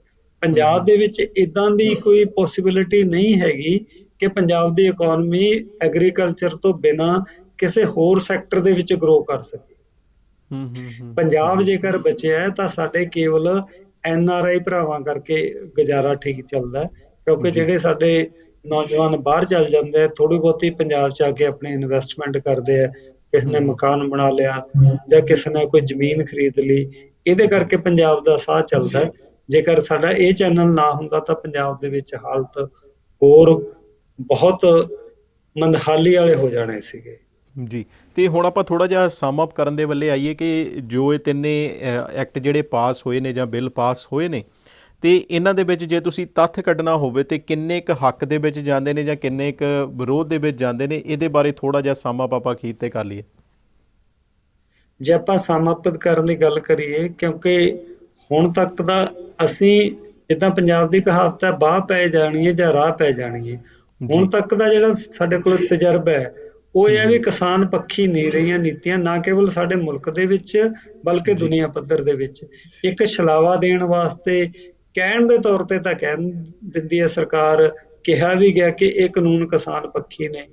ਪਰੰਤੂ ਕਿਸਾਨ ਦਾ ਕਿਤੇ ਵੀ ਕੋਈ ਪੱਖ ਨਹੀਂ ਲਿਆ ਜਾਂਦਾ। ਕਿਸਾਨ ਨੂੰ ਹਰ, ਉਹ ਭਾਵੇਂ ਸਰਕਾਰ ਹੈ ਜਾਂ ਇੰਡਸਟਰੀ ਹੈ, ਇੱਕ ਤਰੀਕੇ ਦੇ ਨਾਲ ਖਤਮ ਕਰਨ ਵੱਲ ਜਾ ਰਹੀ ਹੈ। ਜਿੰਨਾ ਜੀ। ਜਿੰਨਾ ਅਸੀਂ ਵਪਾਰੀਕਰਨ ਕਰਦੇ ਜਾਵਾਂਗੇ, ਉਹਨਾਂ ਕਿਸਾਨ ਦਾ ਨੁਕਸਾਨ ਹੁੰਦਾ ਜਾਏਗਾ, ਤੇ ਇਹ ਹੋ ਰਿਹਾ। ਜੀ ਜੀ ਬਿਲਕੁਲ ਜੀ। ਤੇ ਅਸੀਂ ਤੁਹਾਡਾ ਧੰਨਵਾਦ ਕਰਦੇ ਹਾਂ ਡਾਕਟਰ ਸਾਹਿਬ ਕਿ ਤੁਸੀਂ ਸਾਰੀ ਜਿਹੜੀ ਇਨਫੋਰਮੇਸ਼ਨ ਸਾਡੇ ਦਰਸ਼ਕਾਂ ਦੇ ਨਾਲ ਸਾਂਝੀ ਕੀਤੀ, ਤੇ ਫਿਊਚਰ ਦੇ ਵਿੱਚ ਵੀ ਇਸੇ ਵਿਸ਼ੇ ਤੇ ਜਾਂ ਹੋਰ ਕਿਸੇ ਵਿਸ਼ੇ ਤੇ ਤੁਹਾਡੇ ਨਾਲ ਸਾਂਝ ਜ਼ਰੂਰ ਪਾਵਾਂਗੇ। ਤੇ ਅਖੀਰ ਦੇ ਵਿੱਚ ਫਤਿਹ ਦੀ ਸਾਂਝ ਪਾਉਂਦੇ ਹਾਂ ਜੀ। ਵਾਹਿਗੁਰੂ ਜੀ ਕਾ ਖਾਲਸਾ, ਵਾਹਿਗੁਰੂ ਜੀ ਕੀ ਫਤਿਹ। ਸ੍ਰੀ ਵਾਹਿਗੁਰੂ ਜੀ ਕੀ ਫਤਿਹ ਜੀ। ਬਿਲਕੁਲ ਜੀ। ਤੇ ਇਹ ਸਨ ਡਾਕਟਰ ਗੁਰਮੀਤ ਸਿੰਘ ਜੀ, ਪੰਜਾਬੀ ਯੂਨੀਵਰਸਿਟੀ ਪਟਿਆਲਾ ਤੋਂ। ਤੇ ਅਸੀਂ ਇਹਨਾਂ ਦੇ ਨਾਲ ਗੱਲਬਾਤ ਕੀਤੀ, ਜਿਵੇਂ ਕਿ ਜੋ ਆਪਾਂ ਕਹੀਏ ਕਿ ਕਿਸਾਨੀ ਨੂੰ ਲੈ ਕੇ ਜਿਹੜਾ ਮੁੱਦਾ ਹੈ ਕਾਫੀ ਭਖਿਆ ਹੋਇਆ ਹੈ। ਤੇ ਜੋ ਆਪਾਂ ਕਹੀਏ ਕਿ ਉਹਨਾਂ ਨੇ ਜੋ ਉਹਦਾ ਤੱਥ ਕੱਢਿਆ ਉਸ ਦੇ ਵਿੱਚ ਇਹ ਹੈ ਕਿ ਜੋ ਸਿਸਟਮ ਲਿਆਂਦਾ ਗਿਆ ਜਾਂ ਜੋ ਜਿਹੜੇ 3 ਬਿੱਲ ਪਾਸ ਕੀਤੇ ਗਏ ਨੇ, ਇਹ ਸਿਸਟਮ ਜਿਹੜਾ ਹੈ, ਇਸ ਦੇ ਵਿੱਚ ਜਿਹੜੇ ਬਿੱਲ ਨੇ ਇਹ ਬਿਹਾਰ ਦੇ ਵਿੱਚ ਆਲਰੇਡੀ ਪਾਸ ਹੋ ਚੁੱਕੇ ਨੇ। ਜੇ ਆਪਾਂ ਕਹੀਏ ਕਿ ਉਹਨਾਂ ਨੇ ਤਕਰੀਬਨ 10 ਜਾਂ 15 ਸਾਲ ਪਹਿਲਾਂ ਹੀ ਜਿਹੜੇ ਇਹਨਾਂ ਵਿੱਚੋਂ ਕੁਛ ਜਿਹੜੇ ਸੀਗੇ ਉਹਨਾਂ ਦੀ ਸਰਕਾਰ ਨੇ ਅਪਣਾਉਣੇ ਸ਼ੁਰੂ ਕਰ ਦਿੱਤੇ ਸੀ। ਮੰਡੀ ਸਿਸਟਮ ਉਹਨਾਂ ਨੇ ਖਤਮ ਕਰ ਦਿੱਤਾ ਸੀ। ਔਰ ਜਦੋਂ ਅਸੀਂ ਇਹਨਾਂ ਦੇ ਅਸਰਾਂ ਵੱਲ ਦੇਖਦੇ ਹੈਗੇ ਹਾਂ, ਤੇ ਬਿਹਾਰ ਦੇ ਵਿੱਚ ਜਿਹੜਾ ਕਿਸਾਨ ਹੈ ਉਹ ਸਾਰਿਆਂ ਤੋਂ ਥੱਲੇ ਹੈ, ਬਹੁਤ ਜ਼ਿਆਦਾ ਗਰੀਬ ਹੈ। ਜਿਹੜੀ ਉਹਨਾਂ ਦੀ ਇਨਕਮ ਹੈ ਉਹ ਬਾਕੀ ਦੇ ਭਾਰਤ ਦੇ ਸਟੇਟਾਂ ਦੇ ਕਿਸਾਨਾਂ ਦੇ ਨਾਲੋਂ ਕਿਤੇ ਘੱਟ ਹੈ। ਤੇ ਕਿਤੇ ਇਹ ਕਿਹਾ ਜਾ ਰਿਹਾ, ਐਕਸਪਰਟਸ ਦੇ ਵੱਲੋਂ ਇਹ ਗੱਲ ਸਾਹਮਣੇ ਆ ਰਹੀ ਹੈ ਕਿ ਇਹ ਜਿਹੜਾ ਸਿਸਟਮ ਹੈ ਕਿਤੇ ਨਾ ਕਿਤੇ ਫੇਲ ਹੋਇਆ ਸਿਸਟਮ ਹੈ, ਕਿਉਂਕਿ ਜੇ ਮੰਡੀਆਂ ਨਹੀਂ ਹੋਣਗੀਆਂ ਤੇ ਕਿਸਾਨੀ ਤੇ ਇੱਕ ਵੱਡਾ ਜਿਹੜਾ ਇਫੈਕਟ ਹੈ ਇਸ ਦੇ ਵਿੱਚ ਪਏਗਾ। ਦੂਜੀ ਗੱਲ, ਡਾਕਟਰ ਸਾਹਿਬ ਉਹਨਾਂ ਦੇ ਨਾਲ ਗੱਲ ਕਰਨ ਤੋਂ ਇਹ ਵੀ ਤੱਥ ਸਾਹਮਣੇ ਆਇਆ ਕਿ ਜਿਹੜੀ ਸਰਕਾਰ ਹੈਗੀ ਉਹ ਸਾਰਾ ਕੁਝ ਸੈਂਟਰਲਾਈਜ਼ ਕਰ ਰਹੀ ਆ। ਕਿਤੇ ਨਾ ਕਿਤੇ ਜਿਹੜਾ ਹੈ ਉਹ ਆਪਣੇ ਕੋਲ ਸਾਰਾ ਕੰਟਰੋਲ ਰੱਖਣਾ ਚਾਹੁੰਦੇ ਨੇ, ਜਿਸ ਦੇ ਵਿੱਚ ਉਹਨਾਂ ਨੇ ਇੱਕ ਬਹੁਤ ਵਧੀਆ ਐਗਜ਼ਾਮਪਲ GST ਦੀ ਦਿੱਤੀ ਕਿ ਜਦੋਂ GST ਬਿੱਲ ਲੈ ਕੇ ਆਉਣਾ ਸੀ ਉਦੋਂ ਕਿਹਾ ਤੇ ਗਿਆ ਸੀ ਕਿ ਸਰਕਾਰਾਂ ਜਿਹੜੀਆਂ ਨੇ, ਸਟੇਟ ਦੀਆਂ ਸਰਕਾਰਾਂ ਨੇ, ਉਹਨਾਂ ਨੂੰ ਇਹ ਕਿਹਾ ਸੀ ਕਿ ਤੁਹਾਡੀ ਇਨਕਮ ਦੇ ਵਿੱਚ ਵਾਧਾ ਹੋਵੇਗਾ। ਪਰ ਜੋ ਰਿਪੋਰਟ ਪਿੱਛੇ ਸਾਹਮਣੇ ਆਈ ਹੈ ਉਸ ਦੇ ਵਿੱਚ ਇਹ ਆਇਆ ਹੈਗਾ ਕਿ GST ਦੀ ਸਾਰੀ ਜਿਹੜਾ ਟੈਕਸ ਹੈਗਾ ਉਹ ਤੇ ਸੈਂਟਰ ਕੋਲੇ ਚਲਾ ਜਾਂਦਾ, ਪਰ ਜਦੋਂ ਸੈਂਟਰ ਦੀ ਦੇਣ ਦੀ ਵਾਰੀ ਆਉਂਦੀ ਹੈ ਤੇ ਉਹਦੇ ਲਈ ਸਟੇਟ ਸਰਕਾਰਾਂ ਨੂੰ ਜਿਹੜਾ ਹੈ ਮੁਸ਼ਕਲਾਂ ਦਾ ਸਾਹਮਣਾ ਕਰਨਾ ਪੈਂਦਾ ਹੈ। ਤੇ ਇਸ ਤੋਂ ਇਲਾਵਾ ਜਿਹੜਾ ਹੈ ਉਸ ਦੇ ਲਈ ਉਹਨਾਂ ਨੇ ਇਹ ਵੀ ਦੱਸਿਆ ਕਿ ਪੰਜਾਬ ਨੂੰ ਜਿਹੜਾ ਹੈ ਲੰਬੇ ਸਮੇਂ ਤੋਂ ਕੋਈ ਵੀ ਪੈਕੇਜ ਜਿਹੜਾ ਹੈ ਨਹੀਂ ਦਿੱਤਾ ਗਿਆ, ਜਾਂ ਪੰਜਾਬ ਲਈ ਕੋਈ ਪੈਕੇਜ ਇਸ਼ੂ ਨਹੀਂ ਕੀਤੇ ਜਾਂਦੇ, ਕਿਉਂਕਿ ਜੋ ਇਹਨਾਂ ਦਾ ਕਹਿਣਾ ਇਹਨਾਂ ਦਾ ਇਹ ਹੈ ਕਿ ਸਾਰੇ ਦੇਸ਼ ਨੂੰ ਹੀ ਅਸੀਂ ਬਰਾਬਰ ਕਰਨਾ ਹੈ। ਫਿਰ ਸਾਰੇ ਦੇਸ਼ ਨੂੰ ਜਦੋਂ ਤੁਸੀਂ ਬਰਾਬਰ ਕਰਨਾ ਹੈ, ਤੁਸੀਂ ਕਹਿੰਦੇ ਹੋ ਤੁਸੀਂ ਪੰਜਾਬ ਦਾ ਪਾਣੀ ਤੇ ਤੁਸੀਂ ਲੈ ਲੈਂਦੇ ਹੋ, ਪਰ ਜਦੋਂ ਬਾਕੀ ਸਟੇਟਾਂ ਦੇ ਵਿੱਚ ਜੋ ਖਣਿਜ ਪਦਾਰਥ ਨੇ ਉਹ ਤੁਸੀਂ ਕਦੀ ਨਹੀਂ ਦਿੰਦੇ। ਜੋ ਰਾਜਸਥਾਨ ਦੇ ਵਿੱਚ ਮਾਰਬਲ ਹੈ ਉਹ ਤੁਸੀਂ ਪੰਜਾਬ ਨੂੰ ਕਦੀ ਨਹੀਂ ਲਿਆ ਕੇ ਦਿੰਦੇ, ਜਦਕਿ ਤੁਸੀਂ ਪੰਜਾਬ ਦਾ ਪਾਣੀ ਜਿਹੜਾ ਤੁਸੀਂ ਆ ਉਹ ਸਾਰੇ ਆਪਾਂ ਕਹੇ ਕਿ ਦੇਸ਼ ਨੂੰ ਬਰਾਬਰ ਕਹਿਣ ਦੇ ਨਾਂ 'ਤੇ ਲੈ ਲੈਂਦੇ ਹੋ। ਤੇ ਹੁਣ ਜਿਹੜਾ ਹੈ, ਹੁਣ ਜਿਹੜੇ ਇਹ ਵਾਲੇ ਕਿਸਾਨੀ ਵਾਲੇ ਬਿੱਲ ਆਏ ਨੇ, ਤੁਸੀਂ ਦੁਬਾਰਾ ਇਹੀ ਕਹਿ ਰਹੇ ਹੋ ਕਿ ਅਸੀਂ ਸਾਰਿਆਂ ਨੂੰ ਬਰਾਬਰ ਕਰਨਾ ਹੈ। ਤੇ ਫਿਰ ਪੰਜਾਬ ਦੇ ਵਿੱਚ ਵੀ ਇੰਡਸਟਰੀ ਲਾਉਣ ਦੇ ਜਿਹੜੇ ਆ ਤੁਸੀਂ ਨਵੇਂ ਸਬਸਿਡੀਆਂ ਦਿਓ, ਤੁਸੀਂ ਪੰਜਾਬ ਨੂੰ ਵੀ ਉਹੀ ਛੂਟ ਦਿਓ ਜੋ ਬਾਕੀ ਦੀਆਂ ਸਟੇਟਾਂ ਨੂੰ ਹੈ। ਕਿਤੇ ਨਾ ਕਿਤੇ ਜਿਹੜਾ ਹੈ ਡਾਕਟਰ ਸਾਹਿਬ ਨੇ ਵੀ ਇਹ ਗੱਲ ਮੰਨੀ ਕਿ ਜਿਹੜਾ ਭਾਰਤ ਦੇ ਜਿਹੜੇ ਜਾਂ ਪੰਜਾਬ ਦੇ ਜਿਹੜੇ NRI ਨੇ ਉਹ ਪੰਜਾਬ ਦੀ ਬੈਕਬੋਨ ਨੇ, ਤੇ NRIਆਂ ਦਾ ਇਹ ਫਰਜ਼ ਬਣਦਾ ਹੈ ਕਿ ਉਹ ਜਿਹੜਾ ਅੱਗੇ ਆਉਣ। ਜੇ ਸਰਕਾਰਾਂ ਵੱਲੋਂ ਇਹੋ ਜਿਹੇ ਬਿੱਲ ਪਾਸ ਕੀਤੇ ਜਾਂਦੇ ਨੇ ਤੇ ਸਰਕਾਰਾਂ ਨੂੰ ਜਿਹੜਾ ਹੈ ਸ਼ੀਸ਼ਾ ਦਿਖਾਇਆ ਜਾਵੇ, ਕਿਉਂਕਿ ਸਾਡੇ ਬਹੁਤ ਸਾਰੇ ਵੀਰ ਸਰਕਾਰ ਦੇ ਨਾਲ ਵੀ ਇੱਥੇ ਜੁੜੇ ਹੋਏ ਹੈਗੇ ਨੇ, ਸੈਂਟਰ ਸਰਕਾਰ ਨਾਲ ਵੀ ਬਹੁਤ ਸਾਰੇ ਵੀਰ ਜੁੜੇ ਹੋਏ ਹੈਗੇ ਨੇ, ਤੇ ਪੰਜਾਬ ਸਰਕਾਰ ਨਾਲ ਵੀ ਵੀਰ ਸਾਰੇ ਜੁੜੇ ਹੋਏ ਹੈਗੇ ਨੇ। ਅਕਾਲ ਚੈਨਲ ਆਪਣਾ ਫਰਜ਼ ਸਮਝਦੇ ਹੋਏ ਸਾਰਾ ਕੁਝ ਤੁਹਾਡੇ ਸਾਹਮਣੇ ਤੱਥਾਂ ਦੇ ਤਹਿਤ ਰੱਖ ਦਿੰਦਾ ਹੈ, ਤੇ ਅਸੀਂ ਆਪਣੇ ਦਰਸ਼ਕਾਂ ਦਾ ਧੰਨਵਾਦ ਕਰਦੇ ਹਾਂ ਕਿ ਤੁਸੀਂ ਪ੍ਰੋਗਰਾਮਾਂ ਦੀ ਜਿਹੜੀ ਫੀਡਬੈਕ ਹੈ ਇਸੇ ਤਰੀਕੇ ਦੇ ਨਾਲ ਦਿੰਦੇ ਹੋ। ਤੇ ਅਖੀਰ ਦੇ ਵਿੱਚ ਪ੍ਰੋਗਰਾਮ ਕਿਹੋ ਜਿਹਾ ਲੱਗਿਆ ਸਾਨੂੰ ਕਾਲ ਕਰਕੇ ਜ਼ਰੂਰ ਦੱਸਿਓ। ਸਾਡਾ ਸਟੂਡੀਓ ਦਾ ਨੰਬਰ ਹੈ 0121551101। ਤੇ ਅਖੀਰ ਦੇ ਵਿੱਚ ਫਤਿਹ ਦੀ ਸਾਂਝ ਪਾਉਂਦੇ ਹਾਂ ਜੀ। ਵਾਹਿਗੁਰੂ ਜੀ ਕਾ ਖਾਲਸਾ, ਵਾਹਿਗੁਰੂ ਜੀ ਕੀ ਫਤਿਹ।